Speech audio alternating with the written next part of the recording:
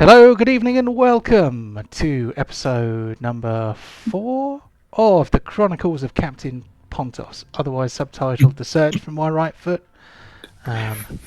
You almost I said something different then. well, I don't know what you mean. I'll have to play it back and see what it was that I almost said. Now, can our resident chronicler give us a quick reminder of what happened last week? Because not last week. It's actually been 2 weeks. Yeah. Okay. Very, very quick here. We started the session still fighting those weird dire anglerfish. We started actually killing some. I managed to escape the belly of one of them and covered in all sorts of goo. And as all this was going on, some other actual fishing ships arrived, and they had these weird arcane lanterns which seemed to attract the anglerfish to them, and then they had the gear in place to just harpoon, kill, and hoist up for their catch of the day. So after the fight was over, I think we may have got our cannons back out the guts of those. I'm hoping. I can't. But we spoke to Captain Jackson Servant, I think it was. I can't even read my own writing. I was really out of it 2 weeks ago. And he told us about the port of Arrow Tide on the Isle of Isik. There's another port of Fairwich, which is an elven one. And these lanterns are called Fairwick Lanterns, because that's where they get them from. We borrowed their navigator, who gets us to Arrow Tide. It's a set of 3 islands with a big whirlpool in the middle of it, of the 3 of them. Ta-da! There it is. And yeah, at this point, Char disappears into his lamp to tidy up and get away from this disgusting water for a while. And I wasn't going to sleep at all. And in Arrowtide, Pontos has a bit of a walk around memory lane of the place, because this seemed to be his old hometown when he was a fisherman. And as he wants to do, he went in a pie eating contest. He managed to do quite well in that, and then he heard 2 stories of someone else that was called Pontos. One was a laughingstock who made up a tail and lost a leg, and the other one was people who believe him, and he cut his leg off to warn others. The tail, the 2 tails of Pontos. Yep. Was told by a Chalton priestess who Camera went to speak to. Yes, Martella, yes. Who's right. slightly voodoo-esque. The cursed leg there are stories of similar cursed body parts in the past, of all very powerful. And also, because I wasn't there, Deep was instantly trying to ship me with Scold again. Oh. Yes, I do watch when I on the playback. That's why I did it. Yes, thank you. Yeah, this Matella was a priest of from the land of Schultz, and Tia seemed to actually be a friend with this person, and was the one that seemed to be sent the letters out to everyone. So she was well aware of what was going on with getting our crew together. I don't know. That is an inference one might choose to make, but time will tell. Time will tell. Mm-hmm. Mm-hmm. So that was my inference when I was quickly making notes on the playback. Furry muffins indeed, sir. Okay, so if you do not already have inspiration, please give yourself inspiration. If anyone else would like to volunteer next time to do the recap, you certainly may.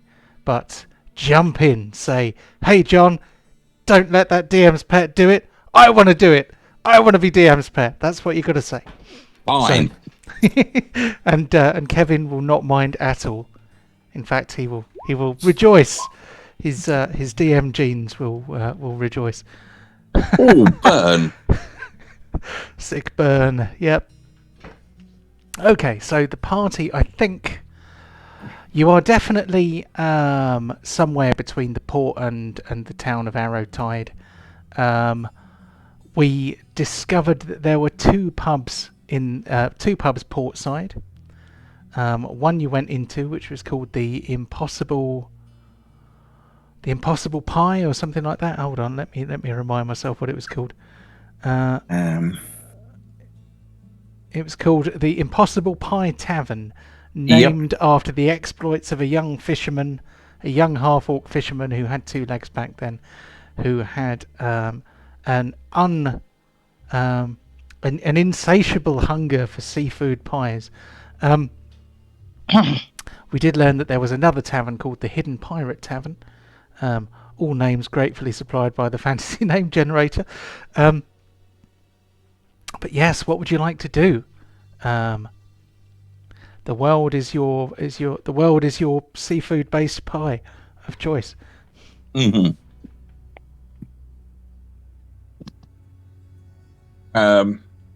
Yeah, I'll eventually, after tidying myself up, I'll come out the lamp to see that we're at least we're on land now rather than that disgusting water. So what did I miss? We on this land for a while. Yes, it's Pontos' hometown, I guess. Don't know what Pontos wants to take us around, shows the sights, I guess. That could explain many things about Pontos, I feel. But as long as we're off that boat for a while, I'll be thankful. Should we do a bit? It's like, yeah. So, I think we need to go somewhere to try and find some leads on this leg. Then, surely, unless anyone else knows better. Nah, let's do it. Okay, so where to first? Are you going to head straight into town? Let's find a wretched hide of scum and villainy. You could find a wretched hive of scum and villainy. Pontos says that the other bar in the port side is somewhat less pleasant than the Impossible Pie Tavern. If you are looking for trouble, you might find some leads too. You never know. You might kill two birds with one stone. Well, let's see what made Pontos the pirate he is now. Borin, lead the way. I'm sure there'd be someone that'd be itching to be punched in the knee by. My pleasure. Okay. Onward. So you head towards the hidden pirate. I have this slight terror that I may have used this pub before at some point, but I don't think that's the end of the world. All pubs everywhere are a little bit similar. You got a tap with some beer coming out and some chairs around it. That's every pub everywhere. Everywhere. Yep, pretty much. So that's weird. I thought Carrot had more hit points than that. How many hit points has Carrot got? Weird. Carrot's got a shed ton. Yeah, for some reason when I dragged him out, his hit points were wrong. I wouldn't say I've got a shed ton, I've got a decent amount. Yeah. Almost got as many as a fighter, so. I think he's got more than some of the fighters. 123 of those. What's your Pontos hit must dice? have more than 100. You all have I the same haven't. number of hit dice because you're all the same No, level. no. Yeah, what? Yeah, but what's he rolling? It's more the fact that I think rogues are a D8, but his constitution is ridiculously high. But anyway. So, Roll20 have come up with some wonderful improvements to the game, but some of them seem to be buggering around with your attributes. So I'm just doing some quick fixes before we throw you into any trouble. For some reason, it is rolling back your hit points to a prior time. And it was doing this before, but now I think I know why it's doing it. At least I have a better understanding of it now. Upgrade default. Before we go, when we go in here, Boren, before we go in swing, let's just see if we can talk to a few people. It might end up that you have to be more direct, but let's see if we can be polite first. I know. I just, Mm-hmm. So You don't have to be polite. Sometimes the lighting just looks so bad. Never mind. Best I could do. So, you find yourself standing outside a tavern, which has on one side of it a stable block. There is a door in front there. You won't be able to see that that's a door. There is also a door here that you will not be able to see as a door. The door opening thing should work. I now know where this blue. Yeah, I remember when this plan was from. Yes, yeah. I think this might have been the black dog in Into the Jaws of Death, but maybe it's like Wetherspoons. Yeah. Same I have shit one in everywhere. every country. Okay. All right. If you care to open the door, Mr. Colford. I'd be delighted. Actually, first things first. Could I get a ping, please? A ping? Ooh. Okay. Because it would be better for us to actually discuss what kind of people are inside before we're actually inside. I see what you mean. Okay. Well, you ping. Would you like a psychic conversation or an audible one? Let's go. What, as in from Frenchie to us, or you just telling us? Well, basically, your sword can either deliver the results to your brain, or he can say them out loud so that everyone can hear. Okay. Let Frenchie have some fun. Let him tell us all, but not too loudly. Well, I mean, it's all much the same to me, really, because, I still have an accent, even inside your head. The only difference is whether or not anyone else will hear. But yes, I have reached out within that establishment there to see whether there is anyone who is evil or lawful, and preferably lawful and evil, and guess what? There are not any. Damn it! It's rubbish. You really probably got to start telling me when you can actually find someone so we can actually start knocking off some numbers. What, you want me to ping constantly? Well, I could try. I could do it for a while, but... Okay, maybe ping every time we enter a building or something like that. Not obviously down when we're walking down a crowded street, but... all right then. I will make a point of letting you know if someone lawful evil comes into your personal private space. That sounded dirtier than it was meant to, but never mind. I am French, and therefore we will go with it. I'm still confused of how we're in a public building, but the people inside are pirates and stuff, and so okay. Well, just because they are pirates does not mean they're evil. Okay, I've opened the door. Oh, it didn't work, did it? No, I can go. I mean, can I go through a window? What? You can't go through a window? Damn it! Hold on, I'm just going to delete that door, and at some point I will work out why The There you door knocker go. app is not working, but we'll get there. There we go. So you should be able to see inside now. I'm going to zoom in the other room so that you don't have to look at the slightly crappy man. light walls. Here we go. Is that an actual dog or dog man or? That is a dog. That is a beautiful Malamute. It looks at you, its jaws open in a doggy smile, and it starts panting. I'll give him a pet on the way there. And then Charisma save, please. charisma save. Charisma save. Blimey, I haven't needed to use. I'm -1 charisma, so this is going to be interesting. 14. The dog bites you. Oh, but I love him. You take 1 point of piercing damage. I headbutt it. Oh no.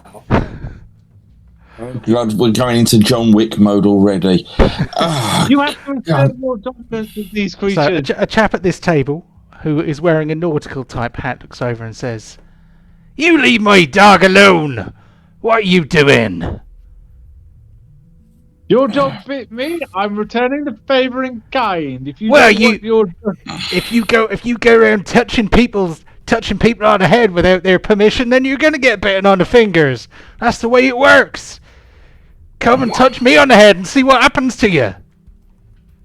maybe I bloody will, but instead of my head, I'll use an axe. Oh well, No, I'd rather you didn't. But why don't we just de-escalate a little bit? Yes, Damn yes, straight, de-escalate. Boring. Where's sit Boring down, gone? I'll I get- can't see him. I Where think is he he's on the underneath map? Carrick. Oh, right. I'm next to the dog. Well, He's underneath Carrick. For some reason, hold on. yeah. There we go. Let's Yeah. split them apart. Boring, sit down. I'll get you a beer. Just remember what we said about trying to be nice. My good sir, I apologise. it bit me. I was being nice, and it bit me. You probably scared it, Boring. You have a weird musk about you. I Where's a table with 4 seats? like I said, I apologise for my friend. Let me get you a drink and to apologise. Well, that's mighty kind of you. I gratefully accept. I will have a pint of porter, please. Teammate gets attacked and he buys the guy a drink. So I'll if the go to the bar, which I'm not sure if it's this side or this side, and get 6 drinks. So it's us 5, and for this nice individual. So can you get one for the dog, and I'll go in for and see if I can pat the dog. Okay, give me a charisma save.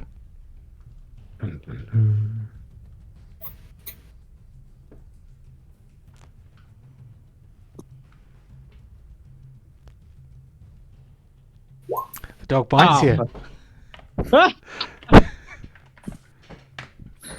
You take 4 points of piercing damage.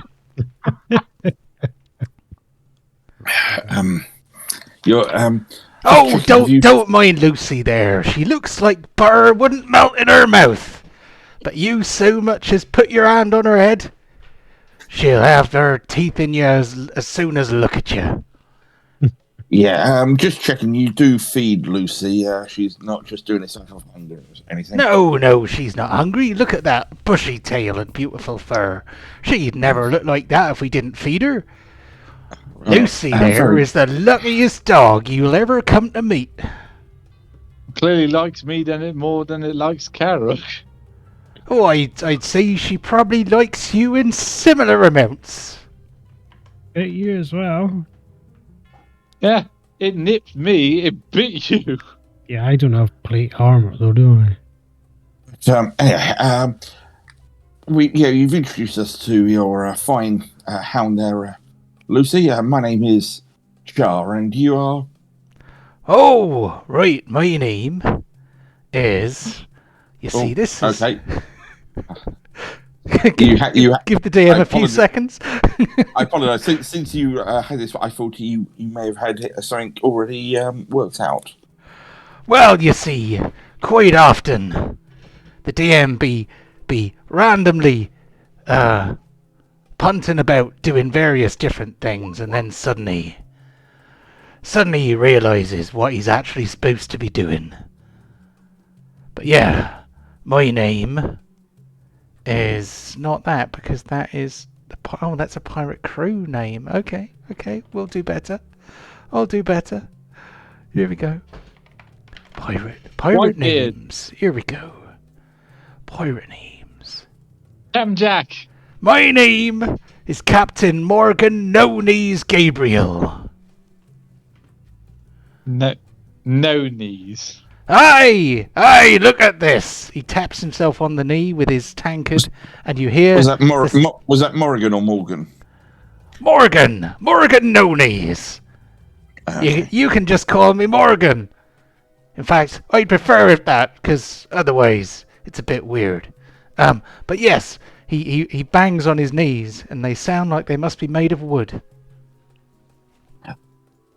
I'm sure there is a tale to be had by that at some point. I have heard rumours of large, vicious creatures in the oceans around here. I hope not to encounter them myself. Keeping as far away from the water as possible would be my preference. You can't seize I blame you there. There's many a strange and terrifying creature in this stretch of water, especially around the Devil's Mouth. So you've already seen the dire anglerfish.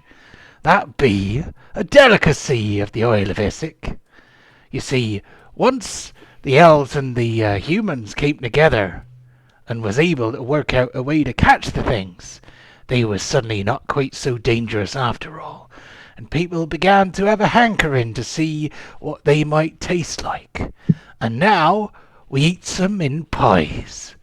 Just goes to show what happens. Teamwork makes the dream work.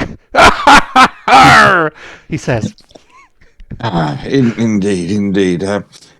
Have you heard any other tales of unusual activities around these parts recently?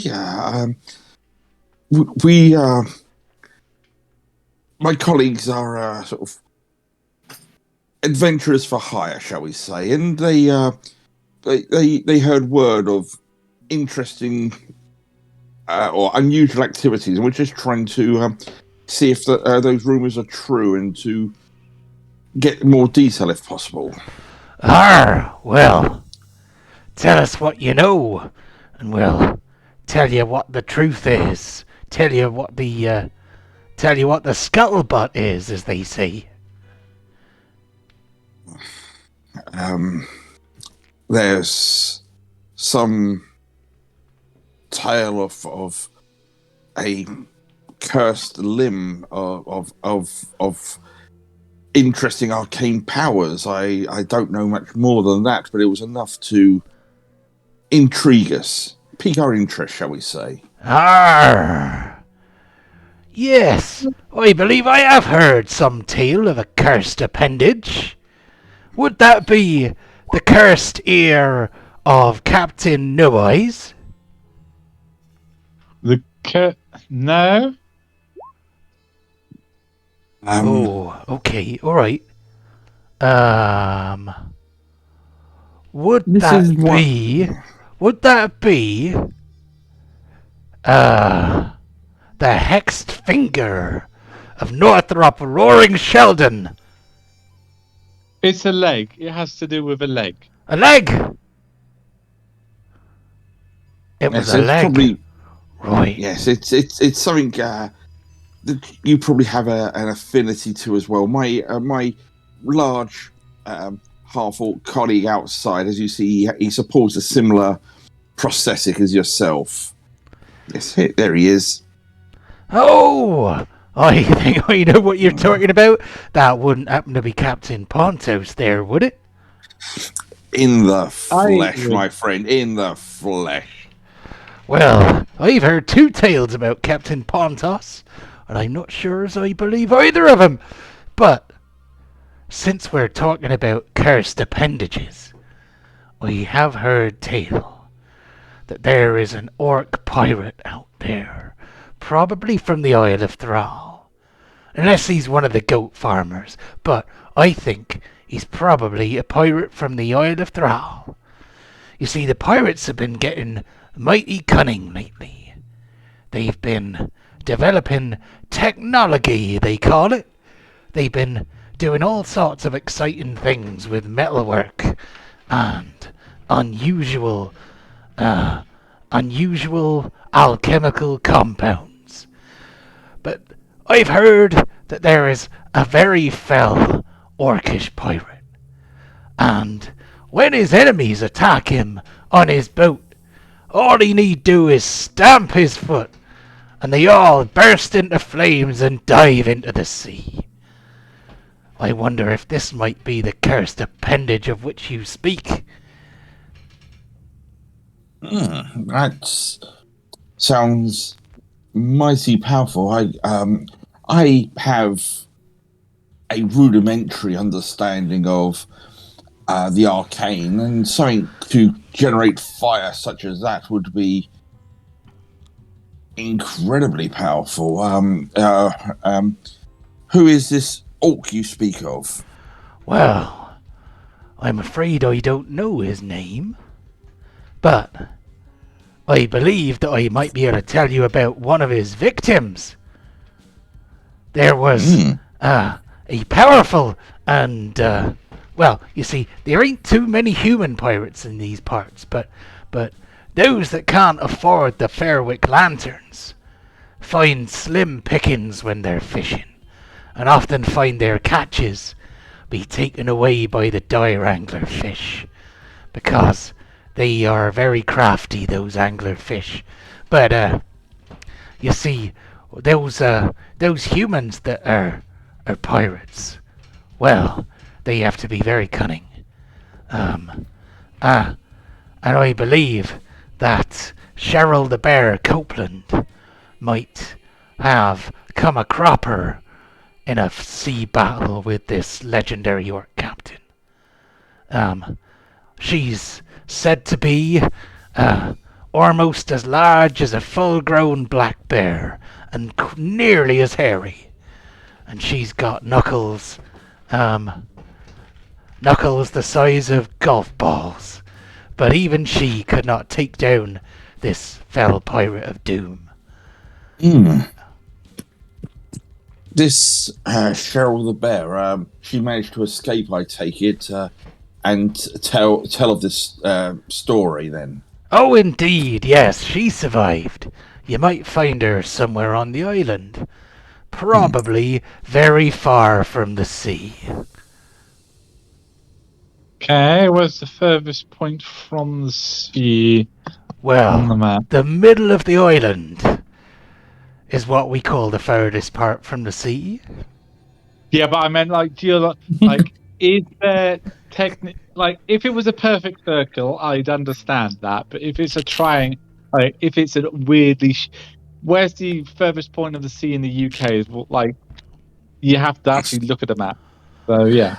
Well, you can overthink these things.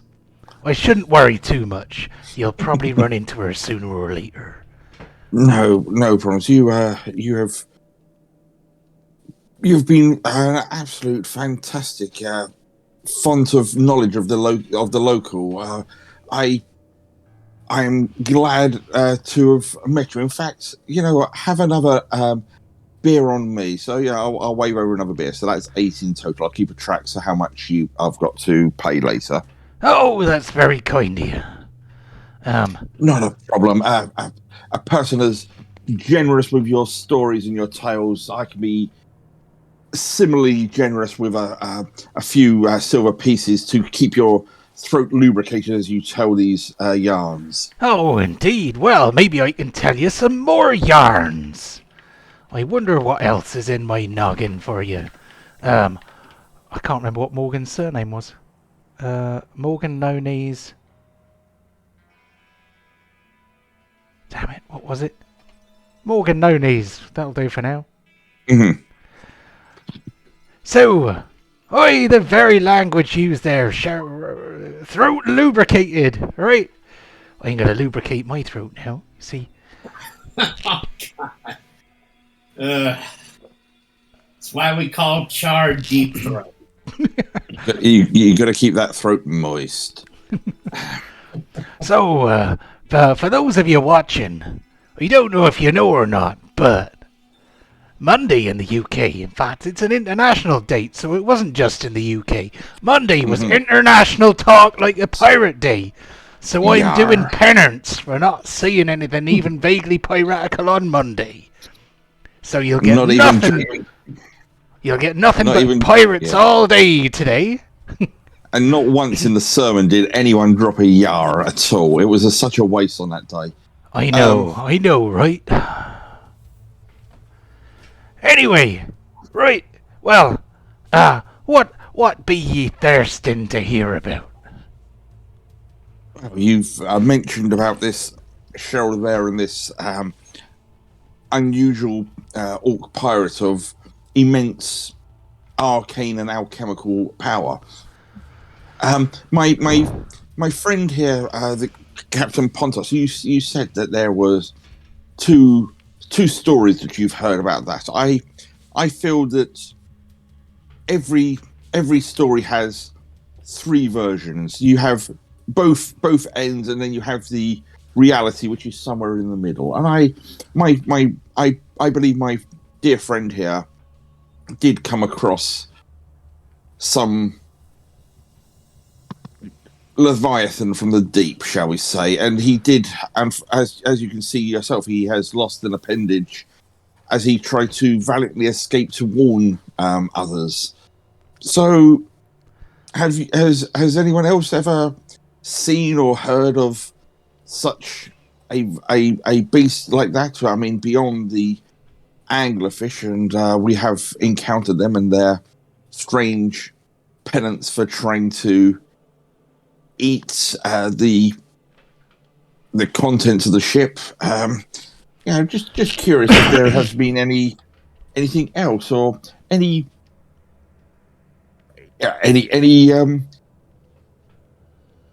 sort of as I said, we are swords for hire. Take a breath, lad. Take a breath, lad. For God's sake, that throat needs some lubricating. Right. No, carry on. Swords for hire. No. If there are any jobs or similar that we can just get some renowned or reputation in these parts, as preferably from some lawful evil people. Right. Well, I'll try and take your points one at a time.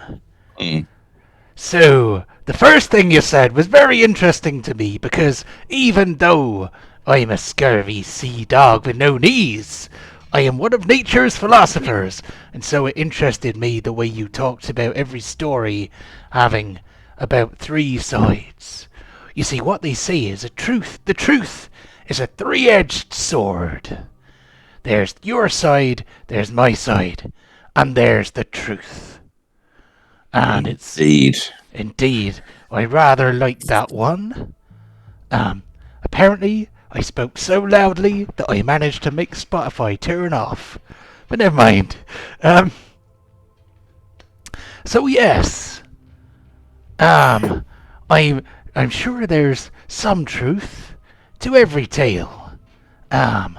But it's interesting that you should use the word Leviathan. Because Discord is cut off. He returns. I don't know why that keeps happening. It's becoming increasingly distressing. And it only seems to happen on Thursdays. So I don't know why that happens, and I was hoping that it wouldn't happen this week. It won't affect the recording because I'm being recorded through this camera, but hopefully I'm going to cross my fingers now. and hope by the power of my pirate voice we shall not be cut off again. By the power So- of Grayskull. By the power of Grayskull! Arr! By She-Ra's tits! So, I think the last She-Ra series put her at a 14-year-old girl, so I'm only referring to the original series in which she started off an older teenager, if not in her 20s. Because our heroines back then were not 16-year-old waifs. People had grown-up heroes back then. There was not this strange obsession with the cult of youth. Anyway, back to the Leviathan. Back to the Leviathan, I say. Rapidly. Right then. So, it's interesting that you should use the word Leviathan. Because there's people that say that living in the devil's mouth there be a kraken. But I say, bollocks to that. There be no kraken there. I reckon it's something even worse. And that be the Leviathan. The most dangerous creature ever known to swim through the seas. And if you come across a Leviathan, you better be ready for it, 'cause he'll swallow you down as soon as look at you. Oh, he'll swallow your boat, your crew, and, probably half the ocean at the same time. You might even call it... makes... Go ahead. I was going to say, what makes a Leviathan so feared? I am not accustomed to the waters as your good self. Well, there's a few people that think they saw something around here. There's some that say that the reason that there is a devil's mouth, that there's a whirlpool between our three islands, is that a titanic beast is swimming round and round in circles, incessantly stirring up the water. I think it'd get tired, so I'm not a big fan of that theory. But yeah, they reckon that one of the primal beasts from the dawn of time might have survived in such a place. maybe one of its legs is longer than the other. I don't understand. Oh boy. Okay, right. So let's go find this orc woman. What? Well, no. Cheryl is a human, Borin. Well, I heard we have to go to the center of an island, so let's just go. We want to kill something now. Don't be so quick there, my boy. Have a sit down. Don't touch the dog. So, there might be a mission for you. Have you heard tell of a mermaid? Yes, I know of mermaids. We know of mermaids. You know of mermaids, do you? Right. Well,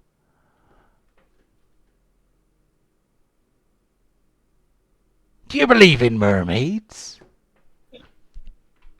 Well, considering we've got attacked by a giant Leviathan, that guy's from literally almost made of fire, and I'm a dwarf, which is a couple of 100 years old. I don't think the mythology of mermaids is that far out there. Oh, well, all right then. So what do you understand by a mermaid then, young Master Borin, who is not so very young? Yeah, I'm older than you. Half. Well, I would not leap to conclusions! How do you know you're older than me? Are you human? Arr. Are there 3 digits in your age? Well, I'm not so good with numbers. But probably not. So we'll let it go. Then I'm older than you. All right then. Well, maybe you're older, but it don't mean you're wiser. Anyway, go on. Half woman, half fish. They lure men to the bottom of the sea. They are siren calls, and usually they prey on the weak-minded. The weak-minded, eh? Well, Ah, those who can't control themselves.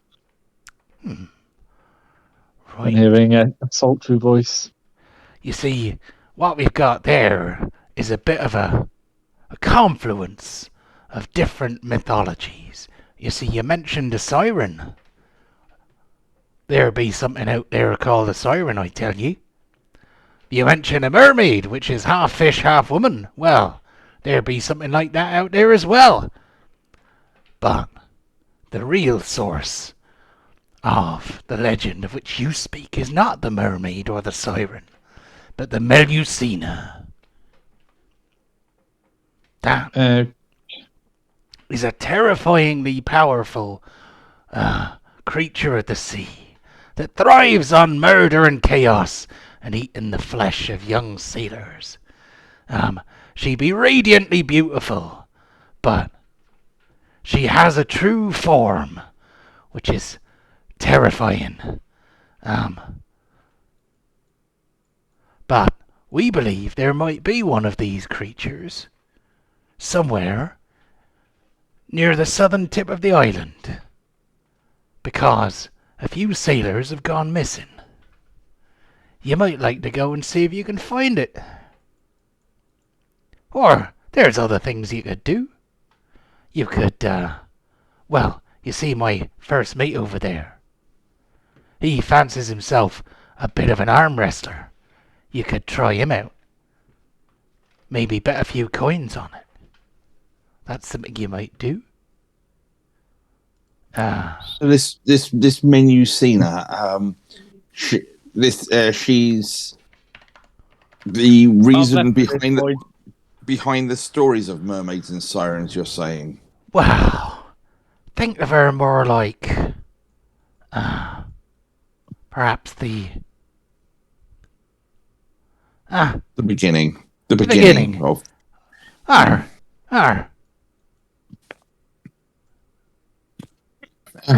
It's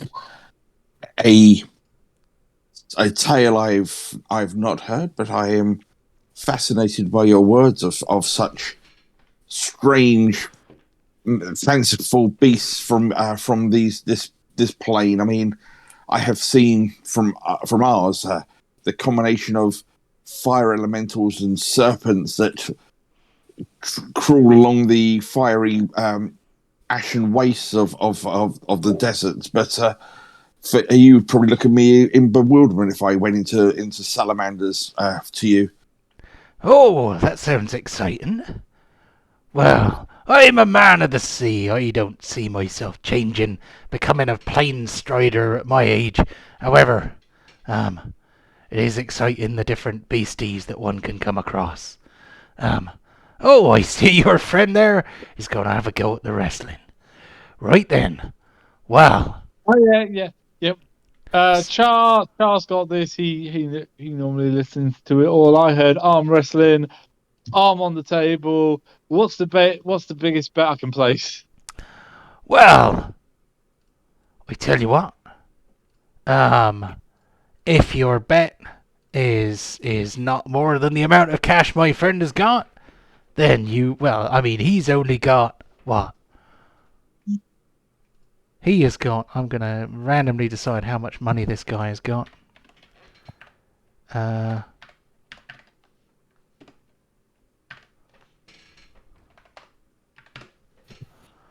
He's got 107 gold pieces. Oh, I'm in on that. Right. Well, it seems unusual that you would immediately wager without actually first learning the rules of the game. But it's arm wrestling. Well, right then. Take your seat.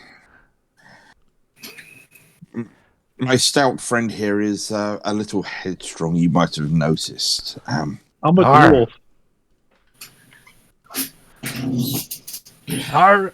Well, here we go. So, what am I doing?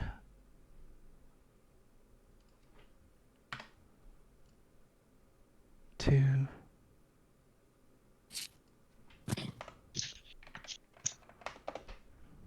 Oh, I know what I should have done before this. Right then. So, the rules are simple. Best of 3. Athletics, strength athletics roll. Skill check, yeah. Yep. You may go first since you are the challenger.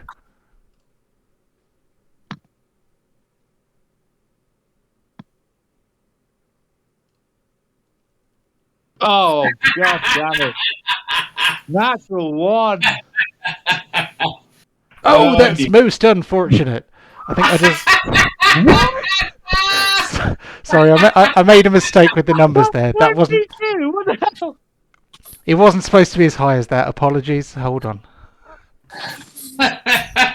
Jesus. Sorry, that was supposed to be. For comedy's sake, you should keep the numbers that way.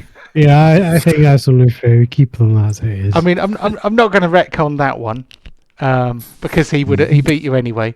But future ones will not be quite so ridiculously overpowered. Okay. Okay, round 2 again. Garrett, do you want some popcorn?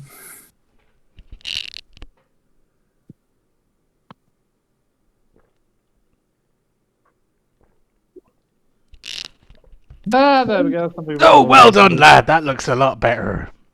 Let's see how he does in return. Here we go. Oh! Right, it's 1-1. So it all goes on the decider. Right. Can I just, in between this time, can I use my Battlemaster skill to see if his strength modifier is equal, greater, or lesser than mine? Can you do that? I believe I can. Okay, Just drop pull that up- in the If you- chat. if you- Let's have a quick look. I know If that you you study can... someone for a minute, sorry. For a minute. Oh, you don't know I if you'll can have tell it time now. to do that. Well, I've been arm wrestling him for about 30. You've About been arm that. wrestling for about half a minute, if that. So, have another go.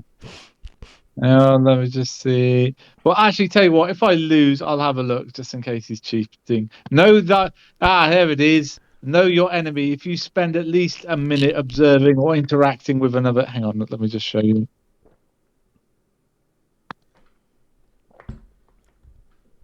Yeah.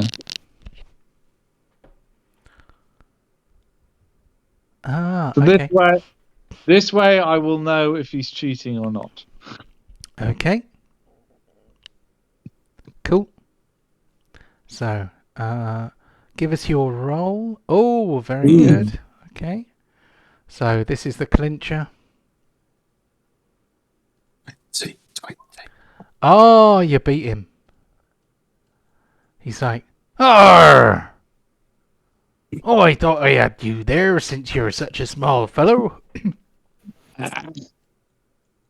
Right. Okay. So Pontos has had the pie eating contest. I've had the arm wrestling contest. We now just need to find something for you guys. I'm a bit disappointed. You've taken all my money. I think I might kill you. Before he goes to hostilities, Borin, rather than you taking these honest sailors' gold from them like this, there is definitely signs of something that could be, dare I say it, lawful evil that you could dispatch, which would be more beneficial to all. Okay. I give them back a third of the money because they won one of them. Oh, well, that's very sporting of you, Mr. Boren. I tell you what. Well, we'll have another go later on. You might give me a chance to win some more of my money back, but that's very kind. Right. So you get 70. you get 2/3 of 107. Maths is hard, so That is, yeah. We'll call it 70. 70. So you win 70 gold pieces from wrestling the pirate first, mate. He's like, Sure, add it to the kitty. Well, it's yours if you want to add it to yours. I haven't been keeping track of mine. Every time I just put it back in the kitty with anything I don't spend. You haven't, because the kitty is only what we collect. Anything that when we give it out, that's yours. Oh, okay. So, Yeah, that you've never what given about it. that? You I've What not about really got that? anything. I've got loads in my money. How many thousand did you give me previously? you'd have to go back and watch it yourself. I can't keep track of the individual. Right. If you've got no gold, you've got no gold, mate. That's down to you to keep track of. I give you your pocket money. You spend it how you like. Okay, no, I got it. Okay, 69 gold, and I had spent You'll have 1,200. You'll Yeah, have to go. I'll look it back. legends tell of a dwarf who wanders around with thousands of gold pieces, and what he doesn't spend, he casts upon the floor for the peasants. Oh, they love him. They follow him around, saying, "Look, it's Baron the Fool. Take his gold." A couple of thousand. I didn't expect it. I mean, if you a few thousand in gold pieces, didn't expect to be logging around that. Okay, I'll look it up and add it to my thing later. Message me first, just so we can make sure, because I think occasionally odd cash has found its way back into the group loot. But anyway, Most of the time yeah. I spend it all in one go. the important thing is that you manage your own character sheet, be that gold or ammunition. And when I say manage, we don't mean randomly change the numbers. So, anyway, well done, Master Borin, and thank you for the drinks, everybody. Yeah. I'm gonna put 5 gold down on the tab, just so that should cover it, and a few more drinks for everyone while we leave. Oh, 3 cheers for the flaming-haired man! Oh, hip hip hooray! Hip hip huzzah! And much piratical joy. They throw their hats in the air. Don't touch the dog. I intend not to. I've seen how, as cute as he looks, how vicious he is. The dog walks over to Pontos, panting, looking adoringly up at him. Go on, Pontos, pet it. On the dog? No. Whose dog is it? This is Pirate Captain Morgan No Knees' dog. Oh. He does seem to bite Pontos. I'm going to pet him on the head. If he bites me, I'll kick him off the ship. No, Oh, you're in a pub I at the don't know, moment. we're in a pub. If you're petting the dog, I'll have a charisma save, please. We Bearing in don't mind want. 90. And what happened? Hang on. This is not What going to is it? go well. What is it with you guys on wanting to just kick this dog for biting you? You put your hand in its mouth. It comes to us. You went to it. Oh, Boom. damn. Oh my goodness, he rolled a natural 20. 20. The dog bites you. What? 2 points of piercing damage. What? What? I'm a 20. A natural 20 is not always a success. I'm enjoying it while I can, because one D&D is about to ruin that for everyone. Nah. DM, I will home brew that out of my games. So, natural 20s are not auto successes in skill checks, and that's sod that. But that's my own personal view. So Well, the when it dog. comes to petting a dog, I did warn you. Come here, Lucy. And the dog just fucks off. No, come God here. damn it. Come here, you little bitch. Oh, bloody hell. She wanders off into the kitchen. Hang on, wait. Was that an actual dog, or is this some sort of plot to like get blood samples from all of us or something? No. Later on, when he makes you do con saves, you find out it's a lycanthropy. Yep, you're all going to turn into. Deep, You're all going to Deep, turn have we into. like been by, have we been bitten by a werewolf or something? I shouldn't get the DM maybe. ideas about. Don't give me any ideas. I've come up with quite enough evil ideas as it is. But yeah, so you have a few drinks with Captain Morgan No Knees, and the rest of his pirate pals. And I wish I could. I wish I could remember what his surname was, but it'll be in the video, so it'll be fine. We'll get that back. Yeah, I'll get that. As a dwarf, whilst we're in our merriment, I'm going to take a quick step outside and just see, if that dog is still around. Okay. Wasn't lawful evil. Outside where? Where are you headed? Well, out the back. Okay, so if you open the... I shall open the kitchen door for you. Now, for some reason, the door opening thing is not working at the moment, and I haven't quite worked it out yet. But there we go. The dog is in the kitchen, lying there, paws crossed, looking like butter would not melt in her mouth.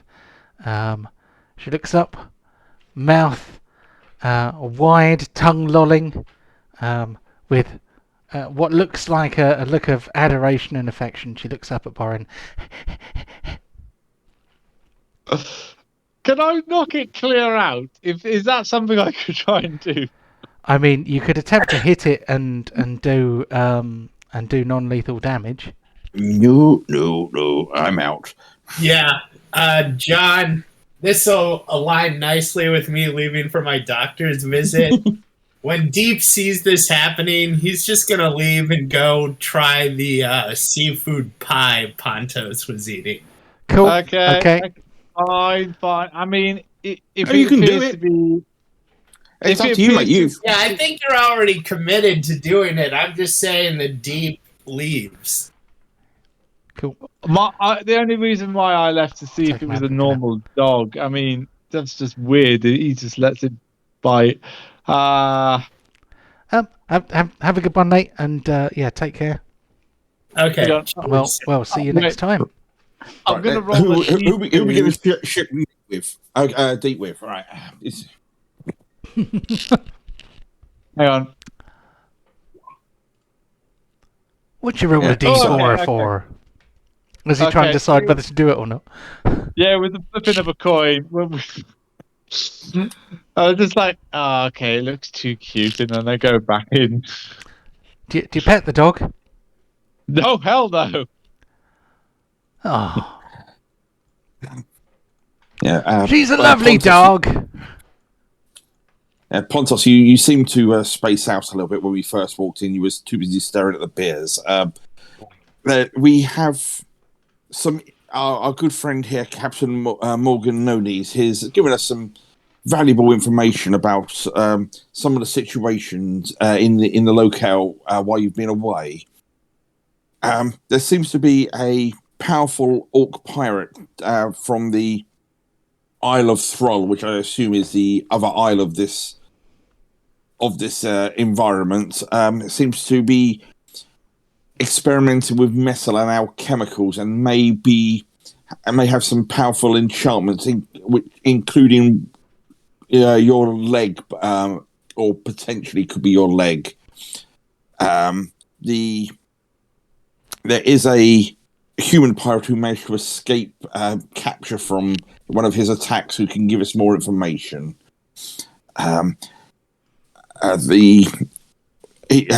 Captain Morgan here believes also that in the Devil's Mouth there could be a creature called a Leviathan dwelling in there, which could be quite dangerous from everything he's passed over. And also there's a strange creature called a Mel, you've seen her down the southern tip of this island. That some sailors have disappeared while in that area.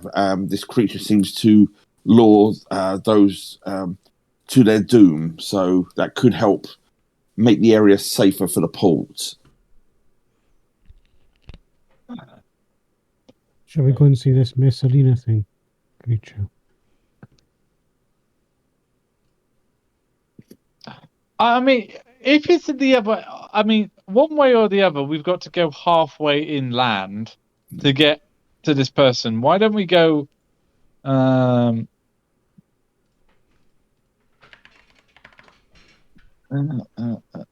Okay, so it would seem better time-wise to go to the mermaids, then go inland, then come back, and then sail around again. Potentially, depends on what information we get from Cheryl the Bear, but it is definitely something we could do. But Pontos, this is your town. We go where you recommend. To the brothel. The brothel. I'm assuming it's got a brothel. Yeah, but what do we do at 2 minutes after? Recharge. We can go for a kebab or a pizza, I suppose, but I don't even know what the city's got. I've not been here a while. I don't know. What does the city have? Tell you what, you go around, collect all the little pamphlets, and then we can plan a holiday when we get back. Must have a little town centre somewhere, right? Information desk. You can definitely go into Arrowtide if you want. You can go and meet. You can have a look around. You don't have to. You don't have to immediately follow any leads. You are free to do as you wish. Mm-hmm. Yeah, let's go have a little look. Okay, just. It doesn't center very well. Well, it's a shame. Well, never mind. I'm just marking the map for you. What was that, sir? Michael? I was looking for my scum and villainy. Well, you found a den of pirates at least. Not scum and villainy enough. Maybe you can find some further scum and villainy elsewhere. My axe first. Frenchie first. I tell you what, if you ask me, the best place to find scum and villainy is local government. You should probably go and speak to the mayor of Arrowtide. He might have some work for you.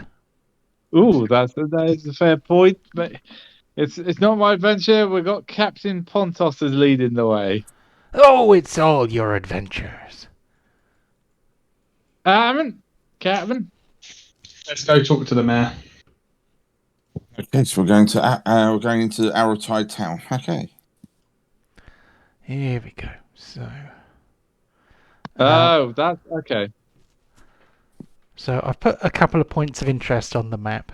Mm-hmm. Just so we don't forget. And then I have not actually made a map for Arrowtide itself yet. Although I did so many things today, I'm quite proud of myself. I've been extremely productive. Well, it doesn't have to have a map. If you've got the locations, we can just make a note of them for now. That is all good. So here we go. Let's make sure that we find the right person to show you.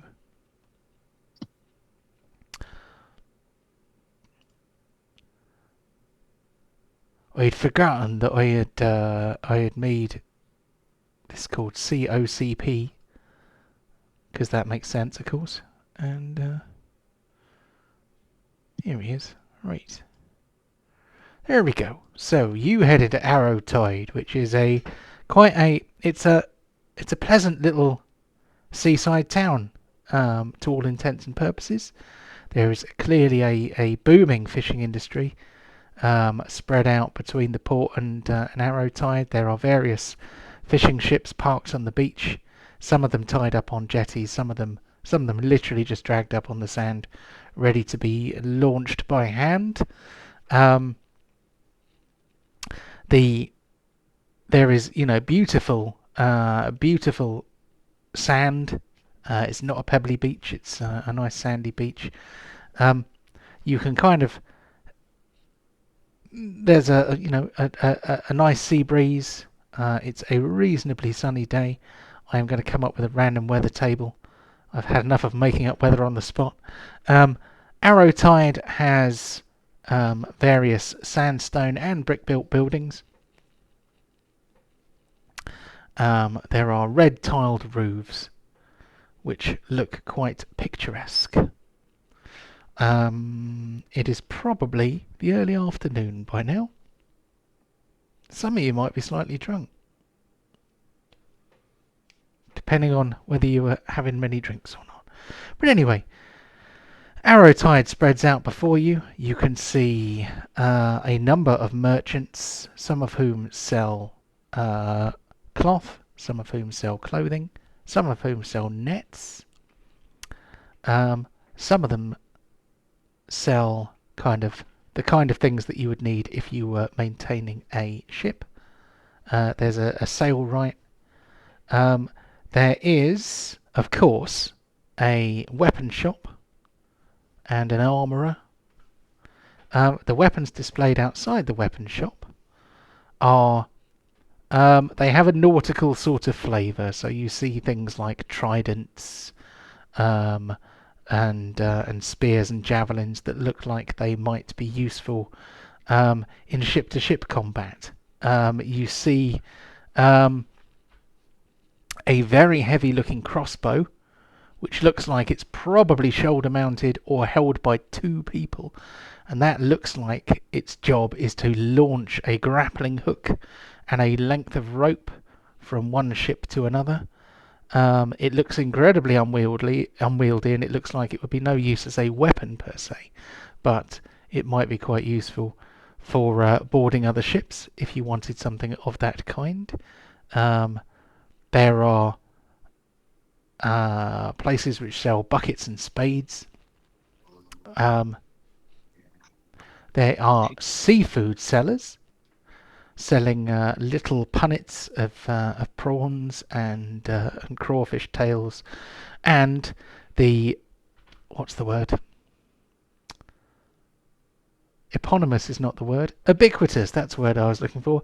The ubiquitous, there's an ubiquitousness of dire anglerfish flesh, which is sold flaked. It is sold in chunks. It is sold as steaks. It is sold absolutely everywhere. It is clearly a thriving part of the Arrowtide economy. There is a town hall, which is roughly in the centre of the town, quite richly built. You don't see a lot of gold and silver about. You don't see kind of precious metals and statuary. It's quite plain, but it's also quite smart, if that makes sense.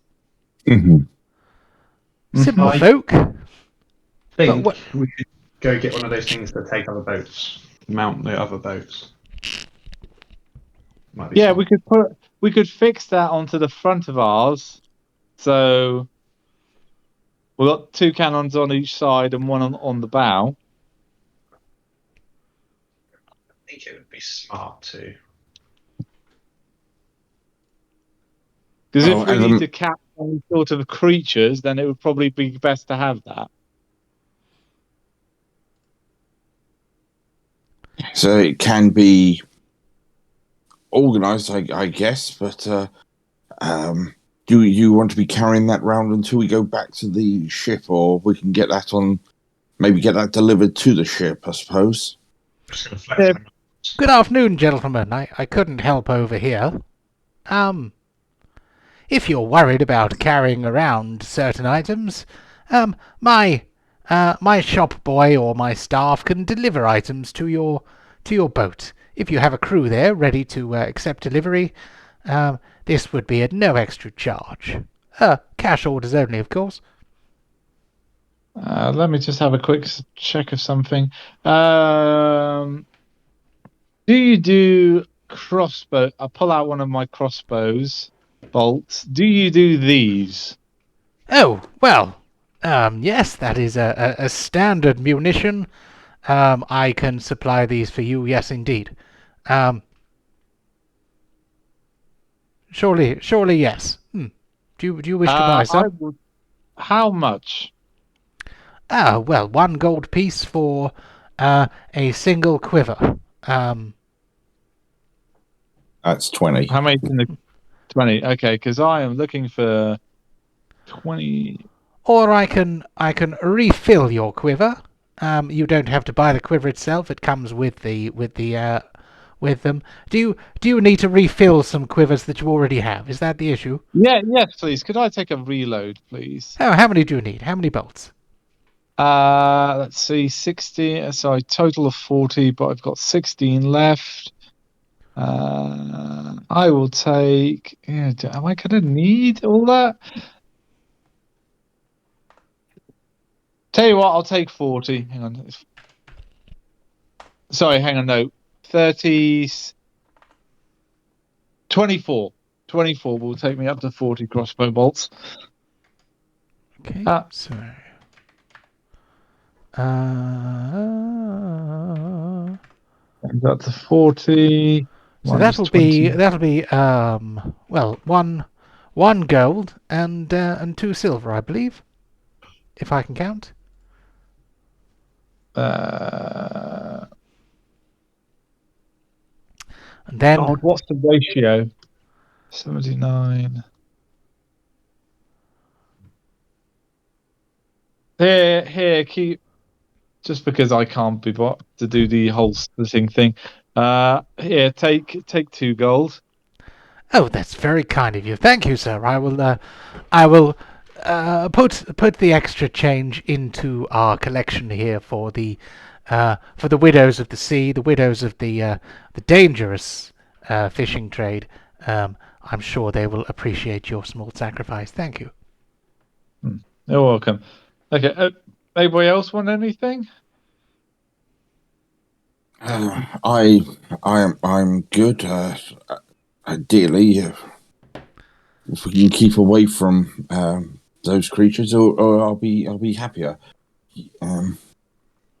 Pontos, you need anything? I did see you admiring the this thing here. You know, the grapple hook launcher. They're I don't know. I think it's a splendid weapon, very useful. If you want to do some ship-to-ship combat, this is what you need. I tell you. What you do is you either, if you're very strong, you can put it on your shoulder, and then launch it across at the other ship. Hopefully, it gets snagged in their ship's rails, or possibly gets caught around the mast, and then. There's the fun part. Then you reel it in. Excuse me. It's got a ratchet that stops it going back again. So you just, hold on to it really tight. You could mount it on the side of your ship if you wanted. You could mount it on the front of your ship.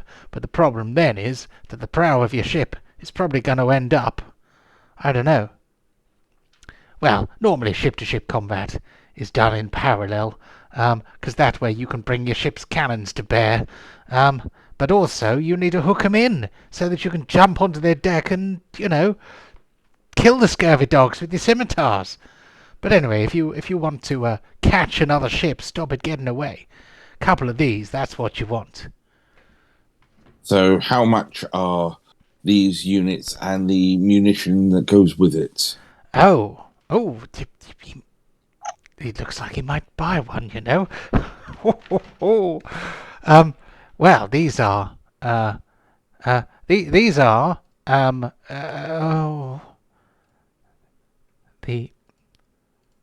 I'm having DM's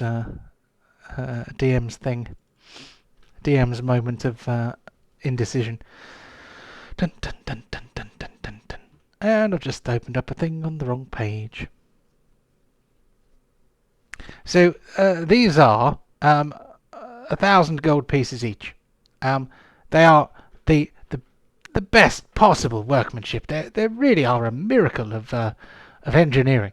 They will launch a grappling hook, I don't know, 200 feet probably. And the munitions for it, are they addition or does that come Well, with I mean, it comes with one. Each unit comes with one. But if you need spares, then they can be purchased at the rather reasonable rate of 50 gold pieces each. These grappling hooks, they're very heavy. They're very sharp. You would have to kind of maintain them a little bit sharp and then make sure they stay sharp. But they will gouge and dig into the deck and grab the rails and very exciting. Well, is very intriguing. And if somebody gets in the way, they'd be in big trouble, I tell you. They might be cut to ribbons. Is I tell this you something? while you're admiring my stock, why don't we have a little comfort break?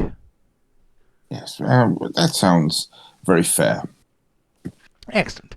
I'll see you in approximately 10 minutes' time. Okay, see ya. Okay, see you in a bit. Okay. Pause.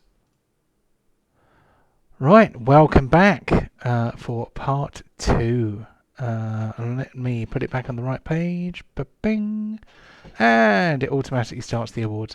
We're not ready for the awards yet, so we'll make that go away. Everything else, luckily, has stayed where it is supposed to, which I'm very pleased about. The party are currently inspecting the stock of a merchant in Arrowtide who seems to specialise in ship-to-ship weapons.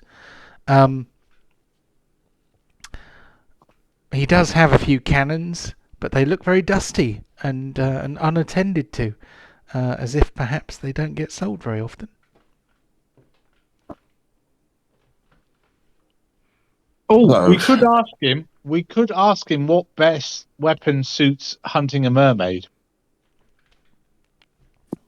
Did you ask him? Did you ask him, or are you considering asking him? This is for a group. Group's suggestion to the group. I shall shut my yap then. Why are we hunting a mermaid? Well, aren't we going to be hunting a mermaid eventually? No. Right, Michael. It's not a mermaid. It's this creature called the Melusina. These creatures can almost spawn the tales of mermaids and sirens. Yeah. But, okay, sorry. I didn't use the proper name. That creature. We got sent to hunt the creature that they asked about how much I knew about mermaids, and then he says it's the original mythology of it. Sorry. Whatever it is called again. Yeah, but let's ask the guy. Mermaid was just easier to remember. I'm sorry. It's all good. Excuse me. Right, you're going to ask him.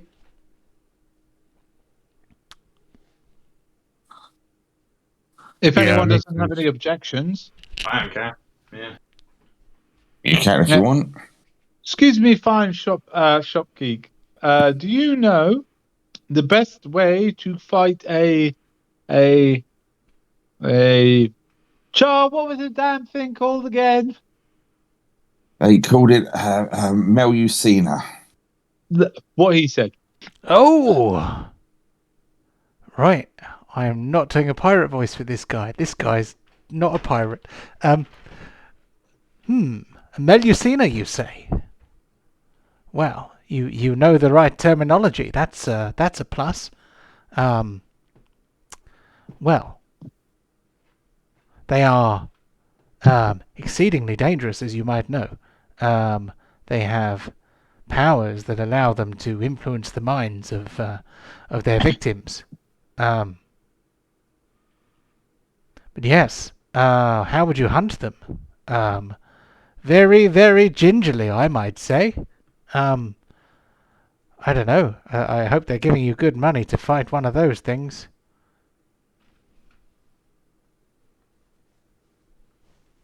I think we've been gypped because we're not getting paid at all. You're getting paid in cuddles.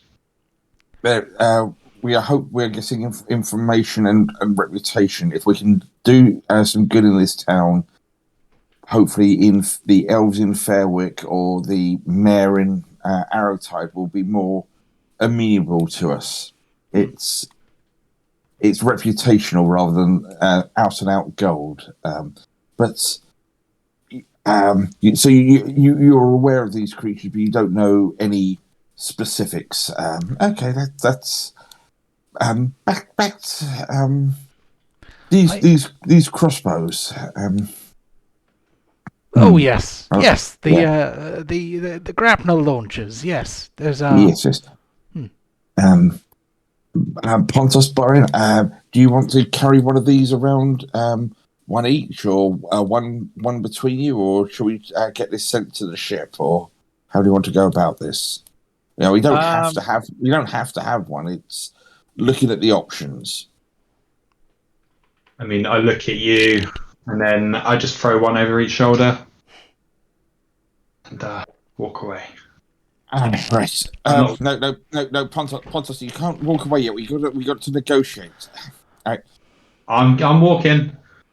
No, Pontos, don't make me use the squirt bottle. I'll use the squirt bottle on you. A discerning gentleman. He has made his decision already. I consider the deal closed. That'll be 2,000 gold pieces, please. I have to pay because I've gone. Yes. So the chances of haggling have gone past, I take it. I'm just like so. Oh, shall I?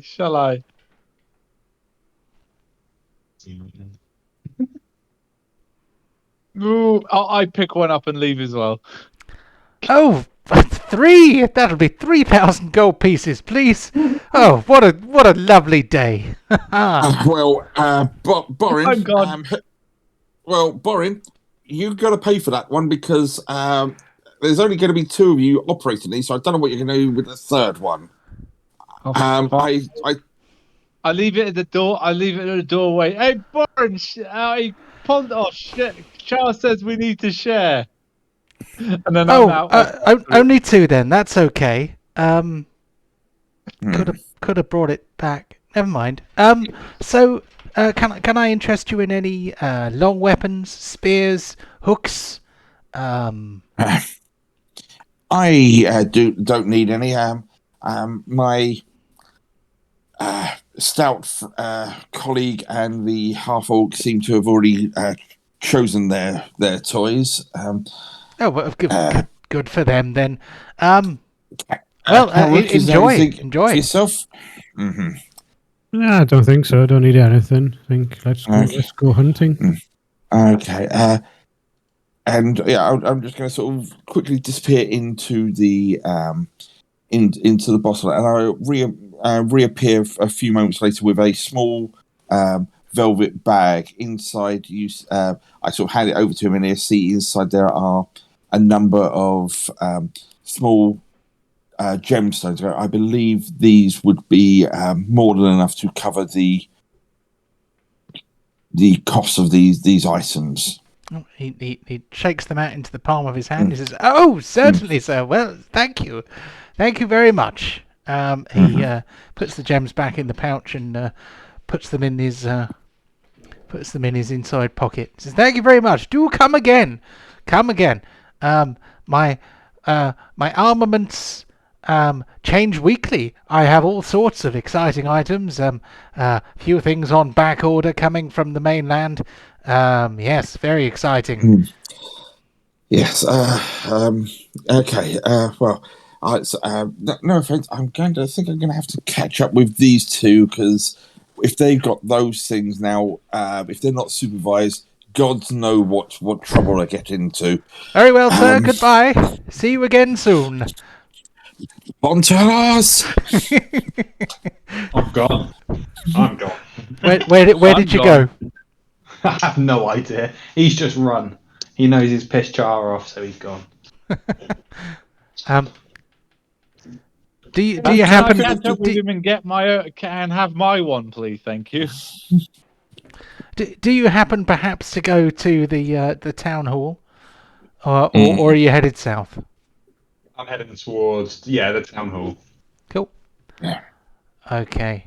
Alright, just catching up. It's like, Pontos, I had no chance there. We could have got them slightly cheaper or got some extra grapples thrown in. Just picking them up and walking like that, you left me no chance to try and haggle or anything. You can't just do that. I'm going to throw one of them at Char so he can catch it and carry it. Okay. Is he strong enough to? I don't know. We're about to find out. It's quite heavy, so I reckon probably a strength save to stay on your feet.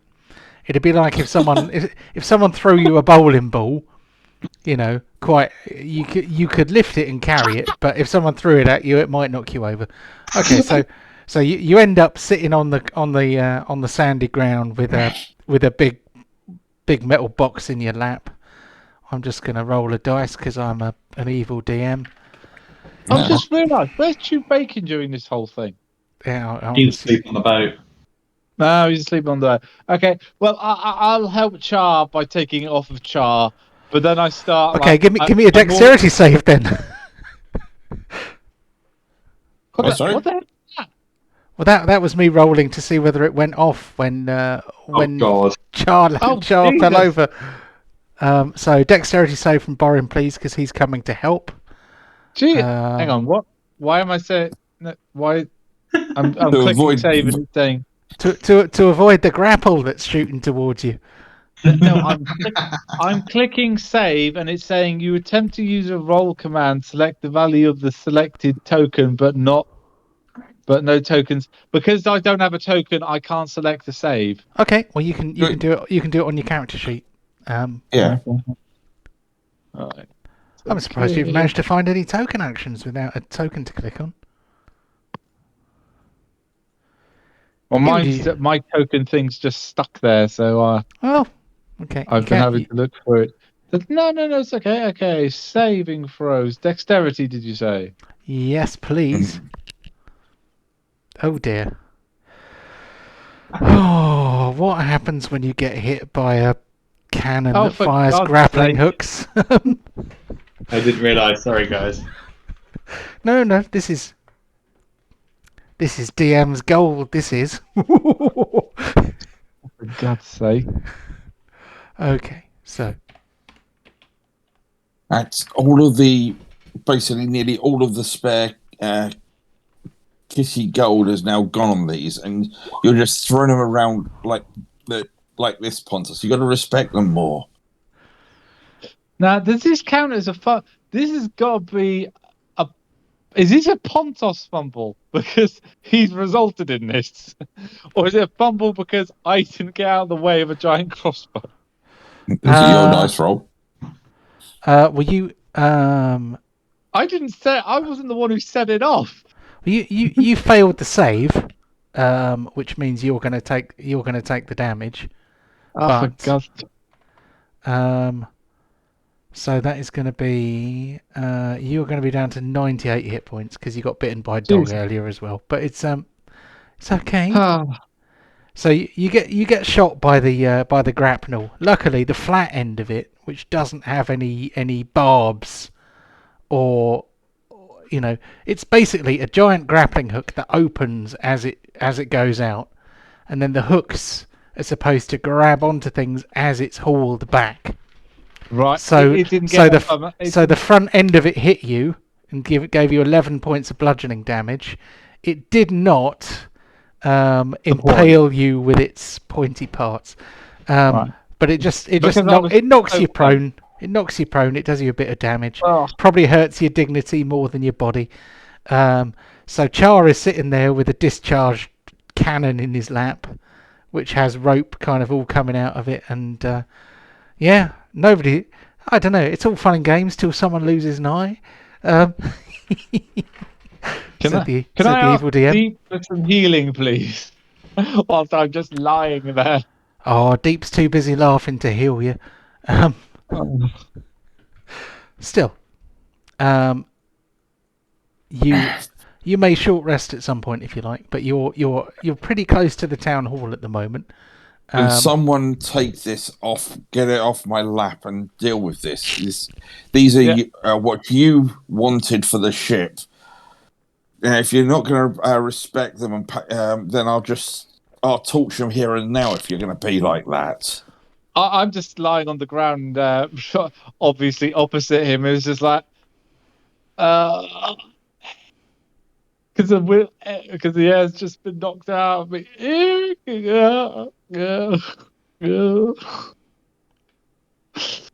Probably a little bit winded. I'll flip him off as well. But I shall assume that you managed to stow the device. Managed to, maybe you don't reload it per se, but you managed to put all the pieces back together again. Feel better for that, Pontos? I feel good now. Yeah, I feel good. That's I use all my other hand to flip Pontos off now as I get up. I use minor illusion to generate a larger hand that's flipping Pontos off as well. I'm going to turn around with the second box. If these middle fingers don't get dropped. Okay. His is the bigger middle finger, so I keep mine up. Well, let us now put the safeties on these things, store them properly. Let's see the mayor and see if there's any work or leads for you. We're here for your leg, Pontos. My leg? Yeah, Remember why we're here, Pontos. We came all this way for your leg. I wonder if I can reattach it. When we find it, we'll see what we can do. Right. Is everyone ready to see the local authority? Sure. I still can't say anything yet. Okay, let's walk in there. As you begin to walk up the steps to the town hall, which is a fairly open structure, it's got doors that concertina opening into a small hall, which has long tables arranged around it, and there is an office in one corner towards the back, which is kind of cordoned off, but there is like a window, almost like a serving hatch of a kitchen, and a door which is marked for the mayor. Which if you were from the Sword Coast, you would know him as a town master, but this guy goes by the title of mayor. And there are a number of clerks in the hall who appear to be doing paperwork, sitting at these various tables that line the edges of the hall. There is a space in the middle where one can walk in. There is something a bit like a throne, but it's not a throne per se. It's just a wooden chair of some richness, slightly lifted up on a dais sort of thing, and it's got like leather panels riveted to it. So it's quite a nice chair. So presumably they have some kind of political clinic in this room, if you like, where people are able to have a meeting with the mayor, a public meeting, and discuss various issues of the town. At the moment, there are just a few clerks, and they say, "Excuse me, can we help you?" Yes.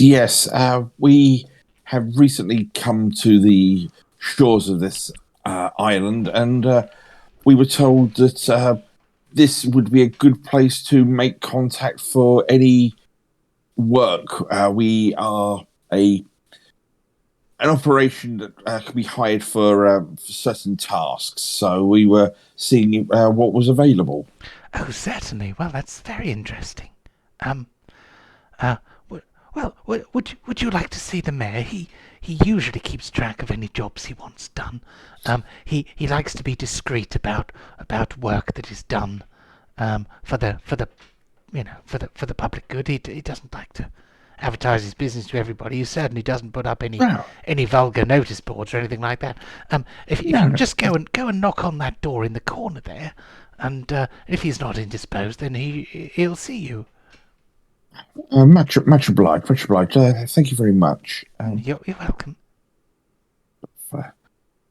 Just a quick blast of prestidigitation over each of us to tidy ourselves up as much as possible, and walk in there and just rap on the door. Come. Okay. Hello there. I take it we were told to speak to your good self. Oh. Hello. My name is Northcliffe Spaulding. I am the mayor of Arrowtide. Who do I have the pleasure of addressing? Before you answer him, a quick aside. Frenchie the Sword kind of speaks to Borin. Hey, Borin! You said that whenever we went into a room where there was someone who was lawful evil, I should let you know. Well, there is definitely at least one person within 30 feet of me that is lawful evil, but I am not sure exactly who it is. It might be this man in front of us. It might be one of those men behind us. So, just letting you know, okay? You see, I fed this straight into your little mind so that you would not tell me off for making a noise. Is that okay? Huh? That is brilliant, Frenchie. Keep up the good work. Oh, yes. Oh, I do so like us. Go ahead. I pretend to just be polishing my axe, like I've seen a bit of smirk on it, and just give it a bit of a... little bit lower, please. Oh, a bit harder. Oh, scratch that bit there. Oh. Okay, not too much. And then I put him back. Okay. Oh, a pleasure doing business with you, boss. And he can't. Oh God, what was the secret signal I said?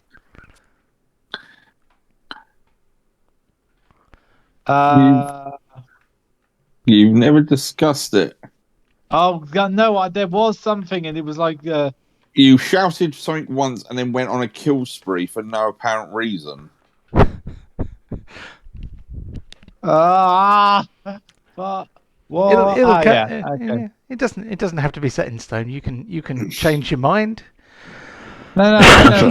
I start humming the Christmas carol song, and then it's just like whilst I'm holding my hand, I just have a kind of a simple one. Hang on, let's get in front of the like that. So whilst instead of going like this with my hands on my axe, I've gone like this. Okay. Whilst humming the. I don't know if anyone else noticed. I don't know. If everyone remembers what I was singing, then they should be. Okay. So Northcliffe Spaulding is a man in his late 50s or early 60s, kind of salt and pepper hair, quite a lined face. He is wearing relatively rich clothing, but it looks like it's in poor condition. So he obviously had a bit of money at some point, but perhaps is now falling somewhat on harder times. He has a rather haughty expression and looks down his nose at you, even though he's sitting down. The last thing I think he said was, who do I have the pleasure of addressing? I shall hand back to you. Mayor Spaulding, we are the the Crimson Dirks. We are a operation that can be hired for a number of tasks. I don't like to use the crass term, but mercenary is within our remit, and we were informed that, speaking to yourself, then if there was any opportunity for employment. He strokes his beard a little bit. His beard kind of has 2 points. It doesn't come together in the middle. He kind of strokes them individually. He says, it is fortuitous that you should come at such a time. How long have you been here? We only came ashore this early hours this morning, so we've just had a bit of time to find our feet back on land, and we have made our way to yourself. Well, excuse me if I don't immediately take you into my confidence, but I find myself the leader of this establishment, this town of Arrow Tide, and occasionally there is work that needs to be done, and I don't always have, well, I cannot always use my own hands to do the work. Our fishing ships catch many dire anglerfish, but even so we struggle to pay our debt to Fairwick for their lanterns, the upkeep. It's quite expensive. So although we are never short of fish, we are sometimes a little short of gold. But that being said, we live a good life here. But there are things which encroach upon our peace. Certain elements that need to be dealt with. Is this something that we could assist you in? To just take some of the load off your hands. Well, I should certainly appreciate that, if nothing else. You see, well, my fishing ships need protection because what the Fairwick elves don't take from us in extortionate fees, the Grimrock orcs will take from us in piracy. So my ships need protection. If you have a ship and a crew who are well versed in the arts of combat, perhaps you could help to improve the efficiency of our shipping operation. I would certainly be interested in hiring you to perhaps look after some of our fishing patrols. They can catch dire anglerfish with terrifying efficiency. You may even have seen them work, but they're not quite so good at fighting off pirates. Did you say the Grimrock pirates? Yes. Oh, right. You may not know everything about the little archipelago you find yourself in. We are currently upon the island of Isik. On the eastern side is Arrow Tide and our port, and we are fishermen. On the western side is Fairwick, and they also have a port. They have a rather different kind of economy to us. But on another island, somewhat to the east of here, is a volcanic island. Must have been pushed straight out of the sea by undersea volcanoes. There are a number of interesting ruins there if you have an archaeological bent, but to be perfectly honest, you would probably be killed by orcs. In the southern tip of the Isle of Thrall is the orcish town of Grimrock. Many of the orcs are pirates. They sail west and east. They bother our fishing ships. They also attack other ships to the to the east between here and the Sword Coast. Their business is largely piracy, although they do apparently have some agriculture. Apparently they raise goats. I don't know. Anyway, So if we were to take you up on this issue you have, what would be the compensation for such a task? well, I'm afraid the work is dangerous, and the money is probably, well, it's probably not very good to be honest. However, I can only pay you what is in the town's coffers. Mhm. If you are able to escort ships, a fishing route is approximately 8 hours. They sail out and they catch as many fish as they can, and they come back again. They set out at the dawn and they come back. They set out at the dusk and they come back at the dawn. It's usually 8 to 10 hours, depending on weather and interference. If you can keep a fishing ship safe during their fishing route, then I could probably pay you what 150 gold pieces a trip, something like that. Certainly no more than that. But if you're willing to escort more ships, if you feel like you can protect more ships, then well, then the rewards will be greater. But if you lose any ships, well, there'll be hell to pay. There'll be hell to pay, I tell you. How big is their fleet? What, the pirates? Well, They're all. How big their fleet is? well, it's not a fleet. They're disorganized. They're privateers. They sail about in groups of 2 or 3, or even individual ships. It's very much the luck of the draw. But I don't. This is some work you can do for me. This is some work that you can always do for me. If you come here and say, Lord Spalding, I need some work, I will send you out with the next ship, and you may fight pirates to your heart's content. But yes, there may be other jobs when I know I can trust you.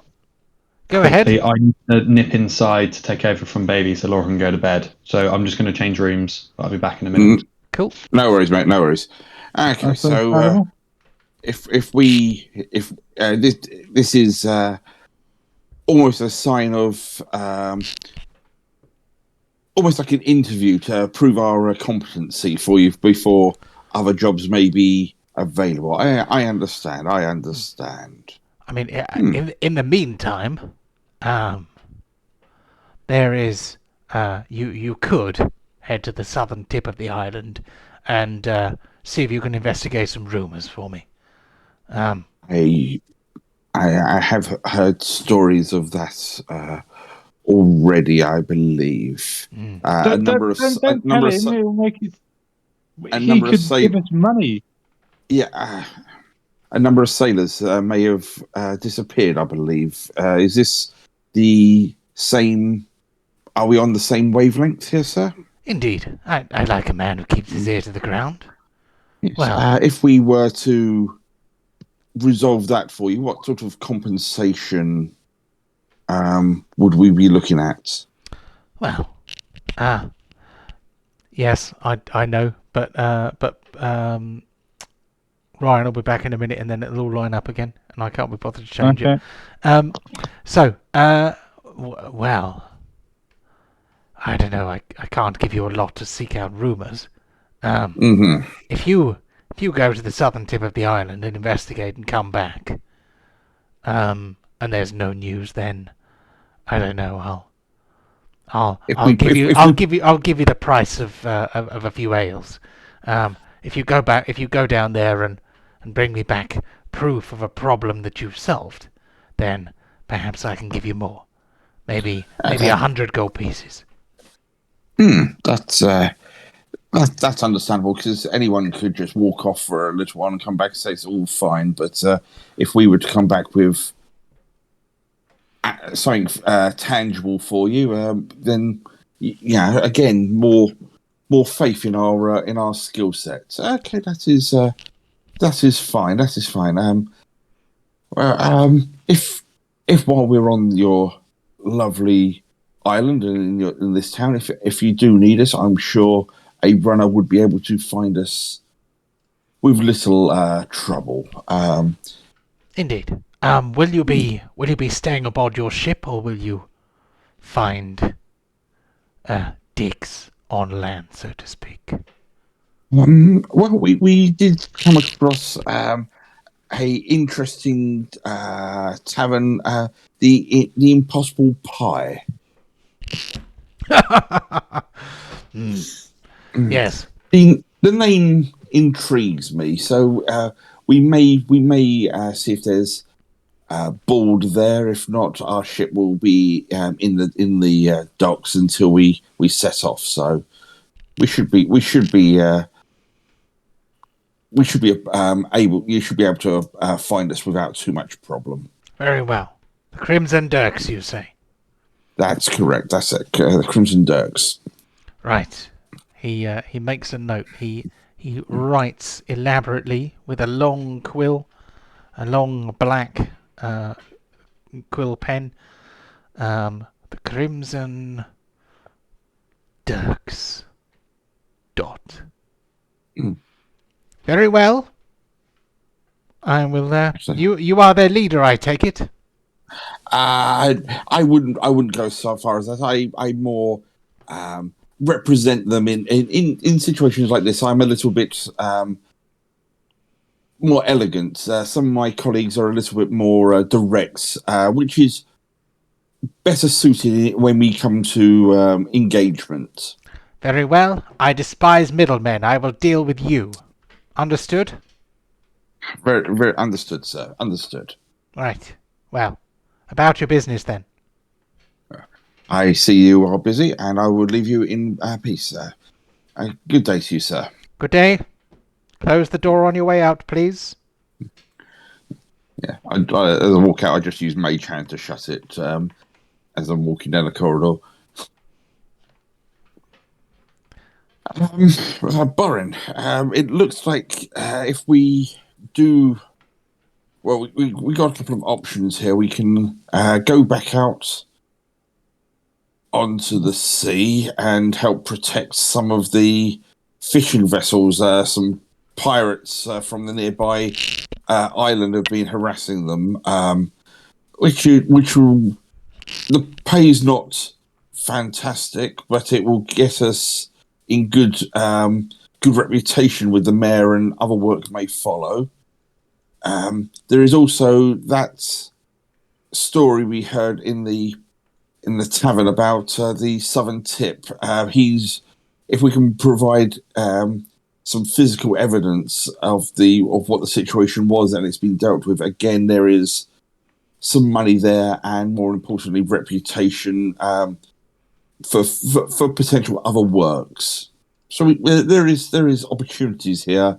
We just got to build some trust. May I make a suggestion that gets 3 birds with 1 stone? Why don't we get a fishing boat willing to go to the south with us?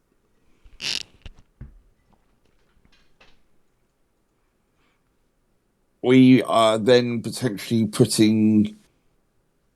Not all the way to the south, but if it depends. I mean, I don't know how long it takes to get to the south, but if we only have to patrol for 8 hours, if it's a 9-hour journey, then obviously they can turn back at the 8-hour mark.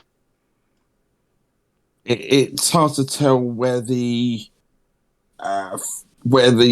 fishing vessel would want to go for its catches. If they did line up, then that would be the gods would definitely have favoured us that time. But when we caught those when we engaged those anglerfish before, that was well to the east of all of these islands, so we could be well out. I understand where you're coming from. I think just a friendly suggestion. Did no, you get no. my code in there? I beg your pardon. So from that, from Frenchie here, detected lawful evil in that room. So from now on, that song I will hum, and I will show on my hand whilst holding my axe, or stretching my fingers whilst I'm holding him, how many, like... And what do you want to do? Do you want to hack the mayor in a rage? No. I understand the position is that that is not something. I can't just go around. We can't just go around killing people. But I'm just letting you know that situation happened, and from now on, if we get any people like that, we will. I will let you know how many. Okay, that is useful to know. I mean, on two sides, useful to know what that little tune you're humming about relates to. But if that is his personal personality on how he conducts himself, then I think as a politician, that's being able to honour agreements is it's worth knowing, because at least now we know that if we honour our side of these jobs, he should honour his side. So no, that is useful information to glean from him. Tell your axe. I appreciate the information. Well, tell yourself, he's right here, and then I just point Frenchie at him. Oh, I appreciate you too, Char. You are 1 in a million, buddy. Hey. Did that sound sarcastic? Did that sound sarcastic? It wasn't meant to. I'm trying to work on my personal skills, interpersonal skills. It is perfectly okay, Frenchie. It's still getting used to the idea of a sentient weapon. It is disconcerting, but interesting nonetheless. So, what do people want to do then? I vote for the orcs, but that's me. I'm good just to kill the person in the room for the lawful evil.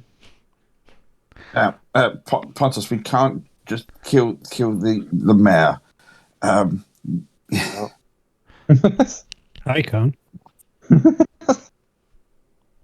Yes, but I mean, I'm all for killing him, but we kind of have to have a better plan than just saying to the people, yes, we're sorry we killed your leader, but our sentient axe told us to.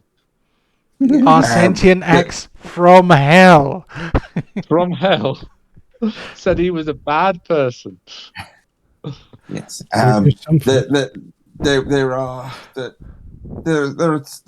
We have to balance this out. I understand Borin's requirement for these types of individuals, but at the same point, there are many people that rely on Master Spalding for work and keeping the town functioning. So we have to think of the greater good.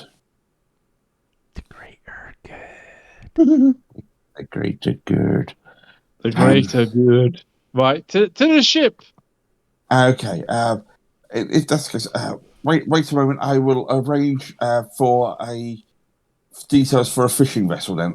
I sort of quickly nip back. I rap on the door. I maybe offer them gold if they're willing to go south. Are you rapping on the mayor's door, or? Yes. Okay. Right now. Hello. Yes. Sorry to trouble you again. I have relayed your job offers to my colleagues, and they are more than happy to assist you in protecting one of your fishing vessels. Very good. Well, it's not much after lunchtime now, so you'll have to wait till dusk. That is fine. That's fine. If you can let us know of which vessel we are to be assigned to, we can make contact and make all necessary preparations. Yes, indeed. Okay. Well, I have to say your chances of being attacked are probably 50-50, if not worse. The boat's got to go out to the east into the deep waters, or to the west. I don't know. Some different ships, different fishing patches. I'm sure you understand. They have different claims. But yes, it will be out in the deep waters, so there'll be no help for you. It'll be you against whatever turns up. But yes, I will send details of the ship that requires your help this evening, and you may head out with it. Fantastic. We'll head back to the port and make sure our ship is all ready for dusk. Then. Good luck. Thank you, and good day to you once again, sir. And Good day. walk. Yeah, and I just sort of close the door as I walk out and just rejoin these lot. Yep, we set off tonight when they go their fishing's in the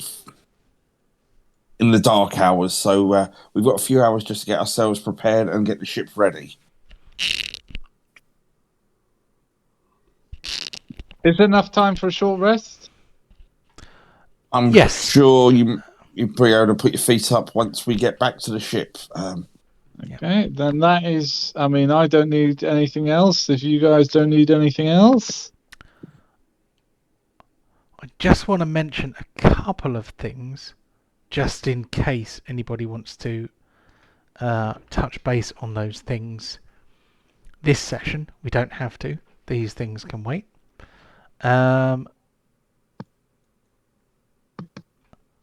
There's something that you said you might do. Yeah. Char. Mm-hmm. I was looking at possibly doing that. If we got a little bit of downtime, that would be opportunity. I think what I would do is get you guys out on the sea in the next session, because we're quite close to the end of this one. So so I will make your mission, your protect the fishing boat mission, begin at the beginning of the next session. Okay. So if you wanted to do that thing, then I shall let you begin your thingies. Just as we're now sort of back at the port, getting the ship ready and everything, I just want to have a quiet word with Kalrick. And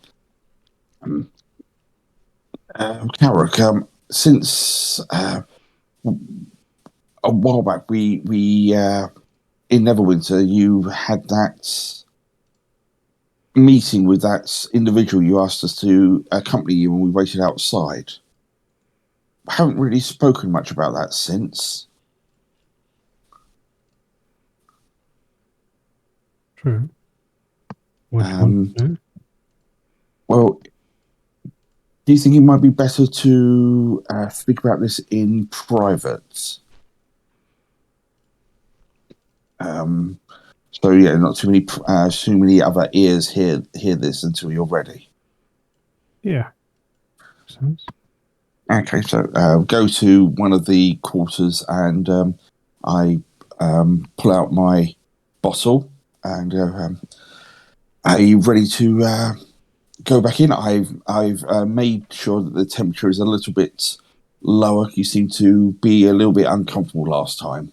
I apologise. First time I've had anyone in there. No worries. It was a bit hot last time, but Okay. understandable. So I will hold Carrick by the shoulder and disappear back into the lamp.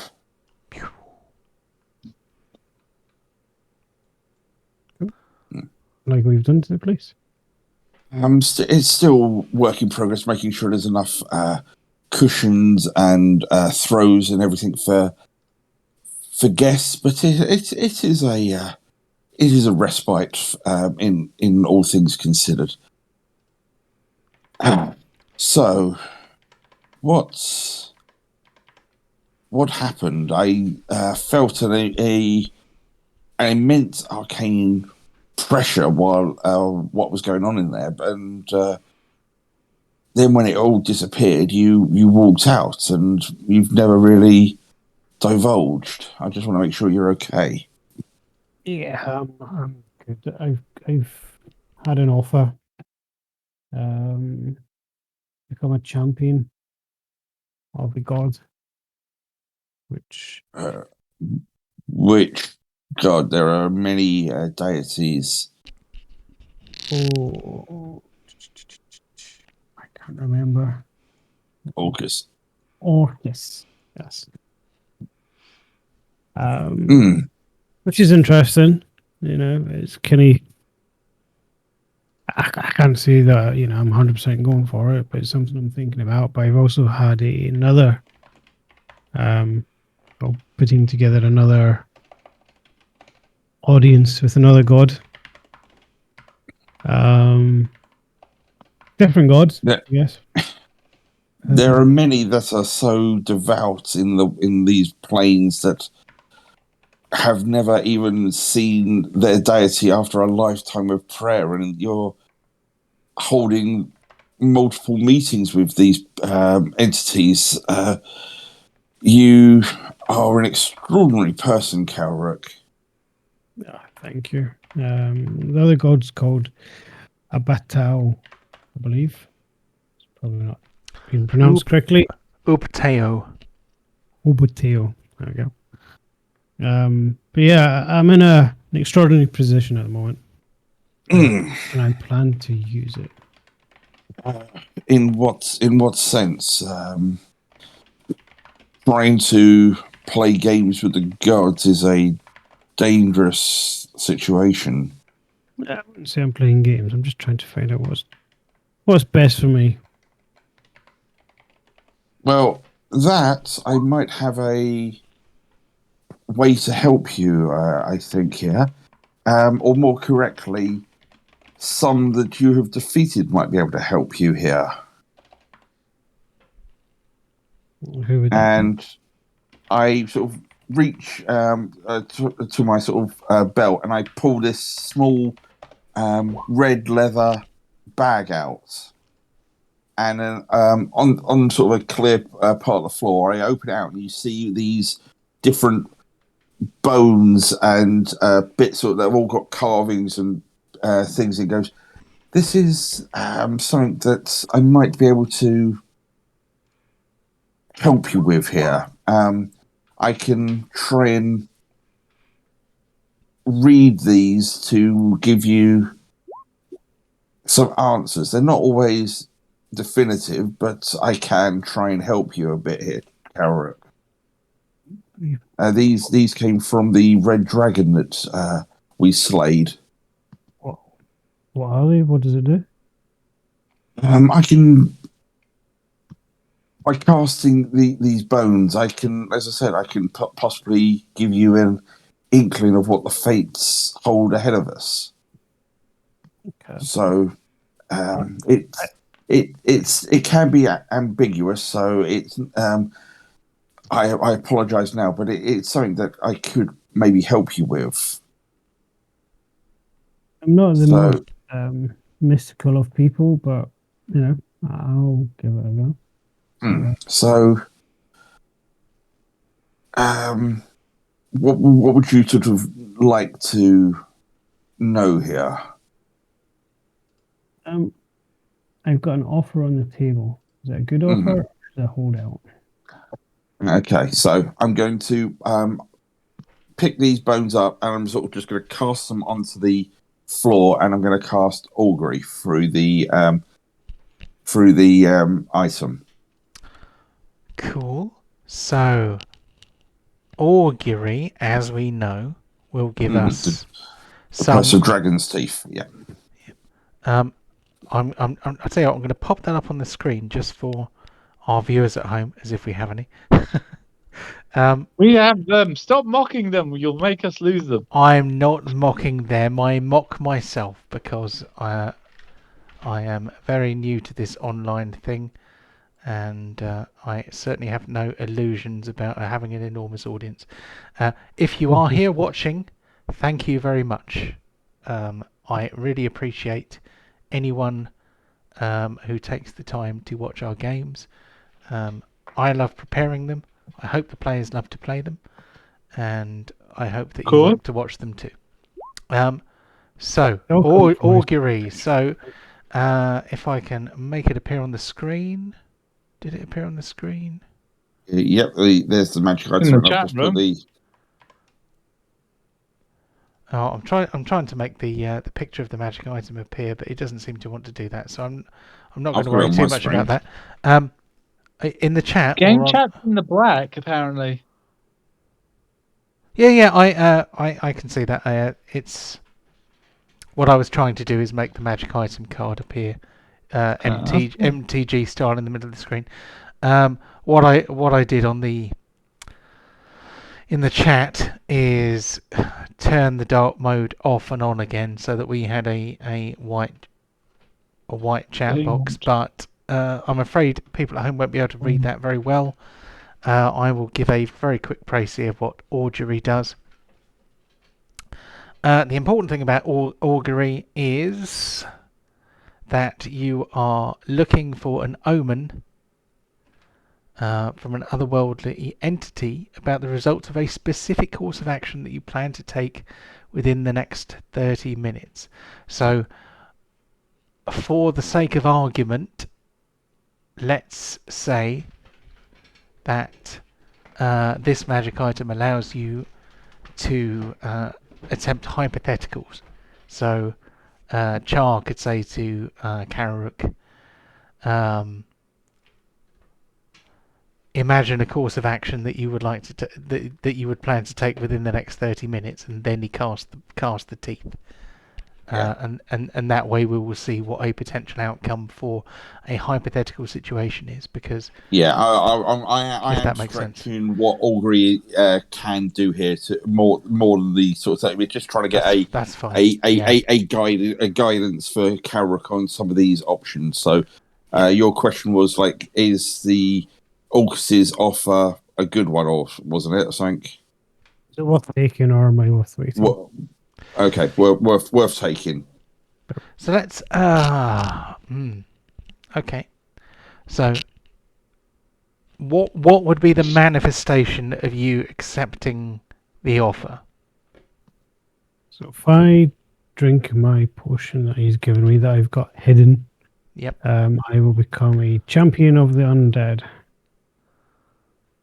Right. So if you were to drink the potion within the next 30 minutes, we will make that the situation that that we look at. So interesting. The results can be weal, woe, or weal and woe, or nothing for results that aren't especially good or bad. So Char takes out the handful of dragon teeth and casts them. Do you cast them on the beautiful tiled floor or on the table? I'd be casting on like one of the rugs on the ground. Just sit cross-legged on one of the rugs and just get into the right mindset with these in my hand and just cast them and try to read what the bones and the dragon teeth tell me. Okay. So you take the handful of dragon's teeth and shake them like dice and throw them down. The result is you look at the teeth and they speak to you in their own strange way, You detect the results wheel and woe. Right. If you were to take the offer that is presented to you, Kalruk, it would definitely benefit you, but there would be definite consequences to this action. I don't think all of it would be fully in your control or to your liking. It is, but the offer is genuine, and you would become a champion for this god. Godly champion. That sounds very cool. Yes, but I must temper that with what these teeth are saying, that there would be consequences of this action, whether you would never be fully free after that. There would be there would be burdens with this task. Okay. So in the next 30 minutes, if I went to speak to the other god, would I have a equal or better offer that would be better for myself? Okay. I gather all of the teeth up again. John may well do a hidden roll, because there is a 25% chance that I might get a complete rubbish reading from this now. And I shake them once more, and I cast them to the ground, and I cast Augury a second time. Okay, so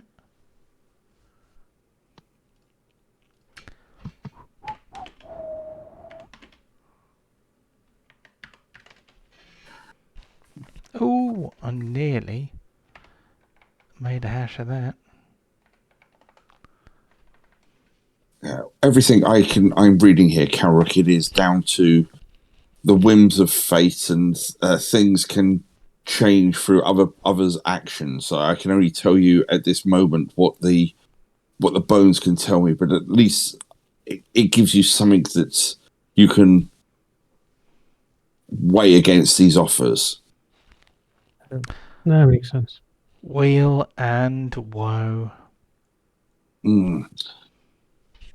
This I reading these, I feel that the offer that you would get if you spoke to this other god in the next 30 minutes would be comparative in its own way. You would once again you would have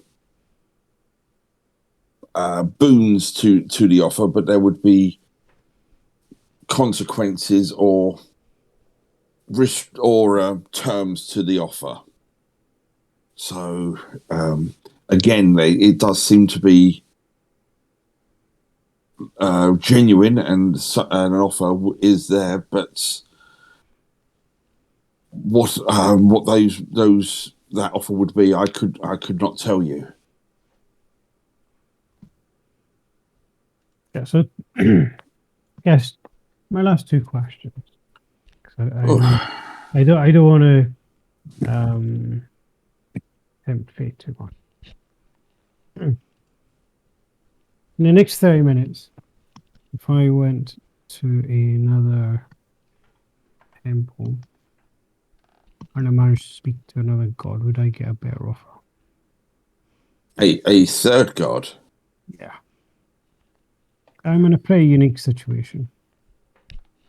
Yes. As I said, the fact that you are potentially speaking to two gods is more than many would even dream of in a lifetime. But we will see what we can do. And once again, I gather all these teeth and collect them and get into the right mindset and think of the question, and I cast them once more. This time, nothing.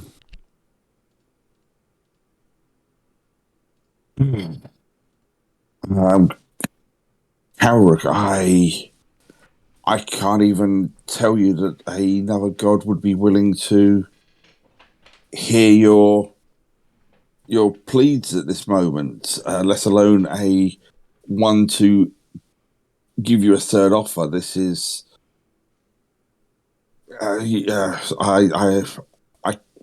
you might be lucky, but there's nothing here that would say that you would succeed or not on in that endeavor.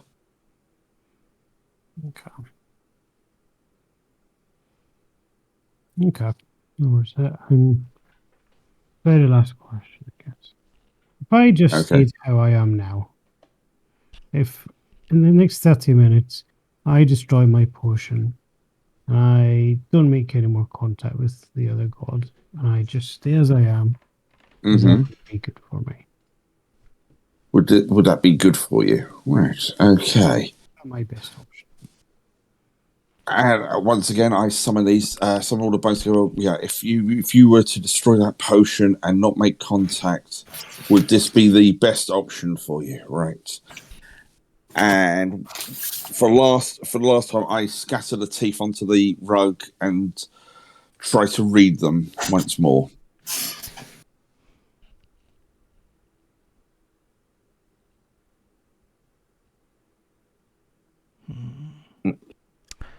Weal and woe. Right. Reading this now, it seems that you would, by keeping to your own values and that, you do keep your freedom and your liberties, but at the same point, you would still walk the line that you still walk. Again, it is you would not gain the boons of the other gods that they could give you, but at the same point, you would remain only to yourself. Whether that is enough for you, I can't say. Okay. Well, thanks for trying, I guess. It's maybe not quite the answers I needed or wanted, but you know, it's pretty helpful. It is not an exact science compared to many of the spells, but it can give you indicators of the path ahead at times. Cool. Thank you for trying. No worries. I just wanted to make sure you were okay, and if at some point you were ready to maybe speak to the others about what has happened or what has gone on. But I will not force that. That is when you are ready to have that discussion. No worries. I say, I mean, there is an option for us maybe all to be, in line with Orcus. That may be I have already got one patron who I have made agreements with, and I could not go back on that pledge. I hope you understand that. I absolutely understand. Mm-hmm.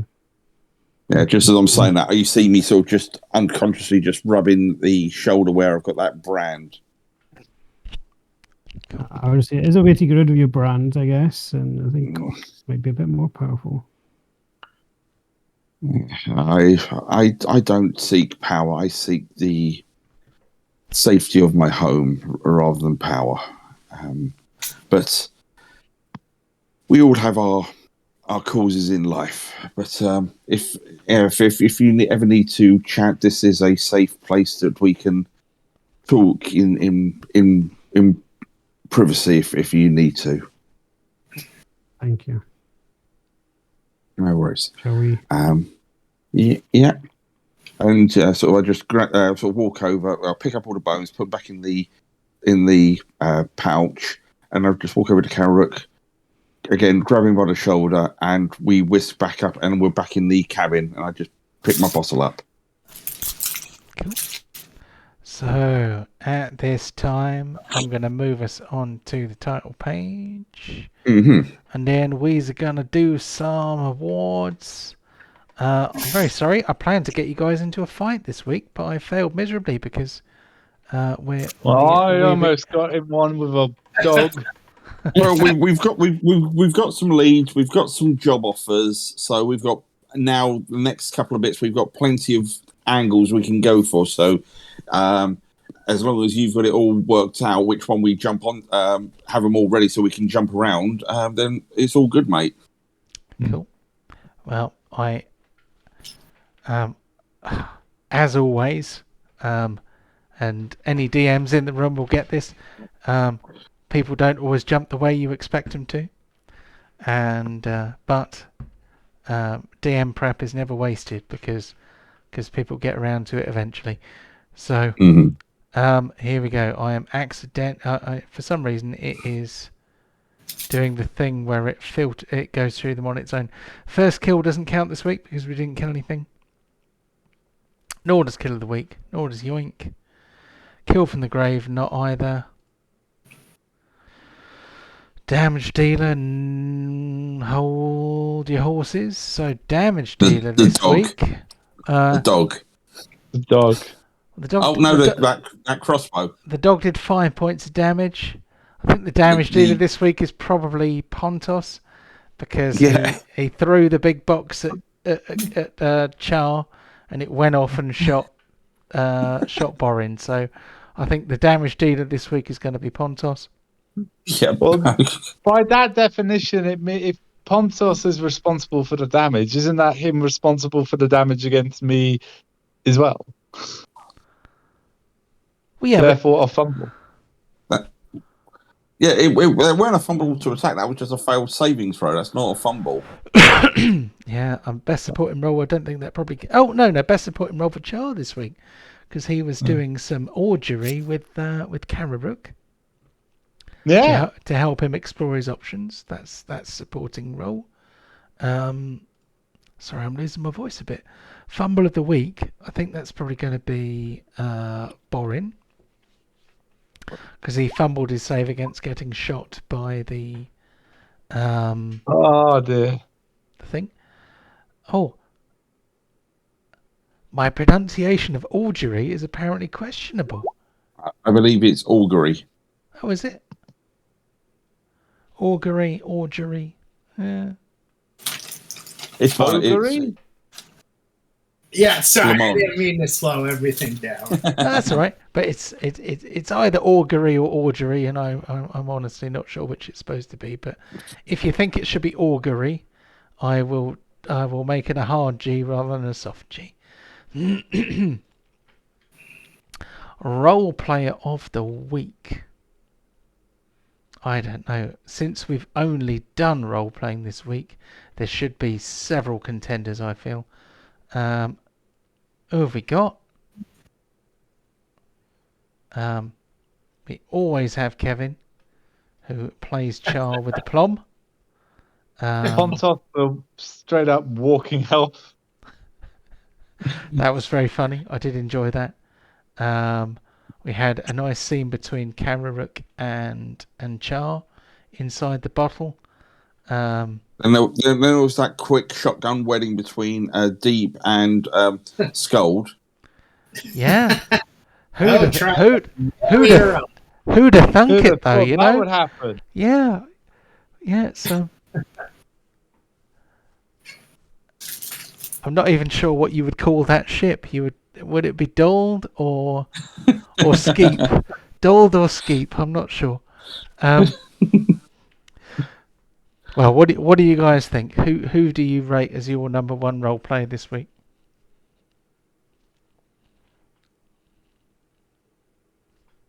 Well, it's down to others really, because so if I can't really vote for myself, so I'd say Pontos. I was going to go Pontos as well. That's 2 votes for Pontos. That's let's go with that. Let's give Pontos Yep. role player of the week because he was playing a role. Because that's what role playing be. Whose side are you on? That absolutely has to go to Pontos. Pontos. Gee. And the pincushion award goes to Borin this week because Borin got bitten by a dog and shot by a grappled cannon thing. So Lovely. The one And- time I try and do a good thing with Char and help him up, I end up getting shot in the chest. I couldn't pick it up. I was pinned under the bloody thing. no good deed goes unpunished, as they say. Still, I think we'll call it there. There will be an NPC protection mission next week. Yep. Yeah. And, So, going to see how good those orcs are as opposition. A bit of And information it's, gathering, lawful evil. possibly, or maybe some of them might be. I have a new tactic now. Kill them all. Let God decide. No. I have a new tactic now that will be come into play, especially if I level up again. Okay, I wait with anticipation. me too. It's a new combo. No worries. Have a lovely week, guys. Catch you again Yep, no worries. in 7 days' time. See you then. See you next week. Bye. Thanks for that, Chris. Cheers for that, mate.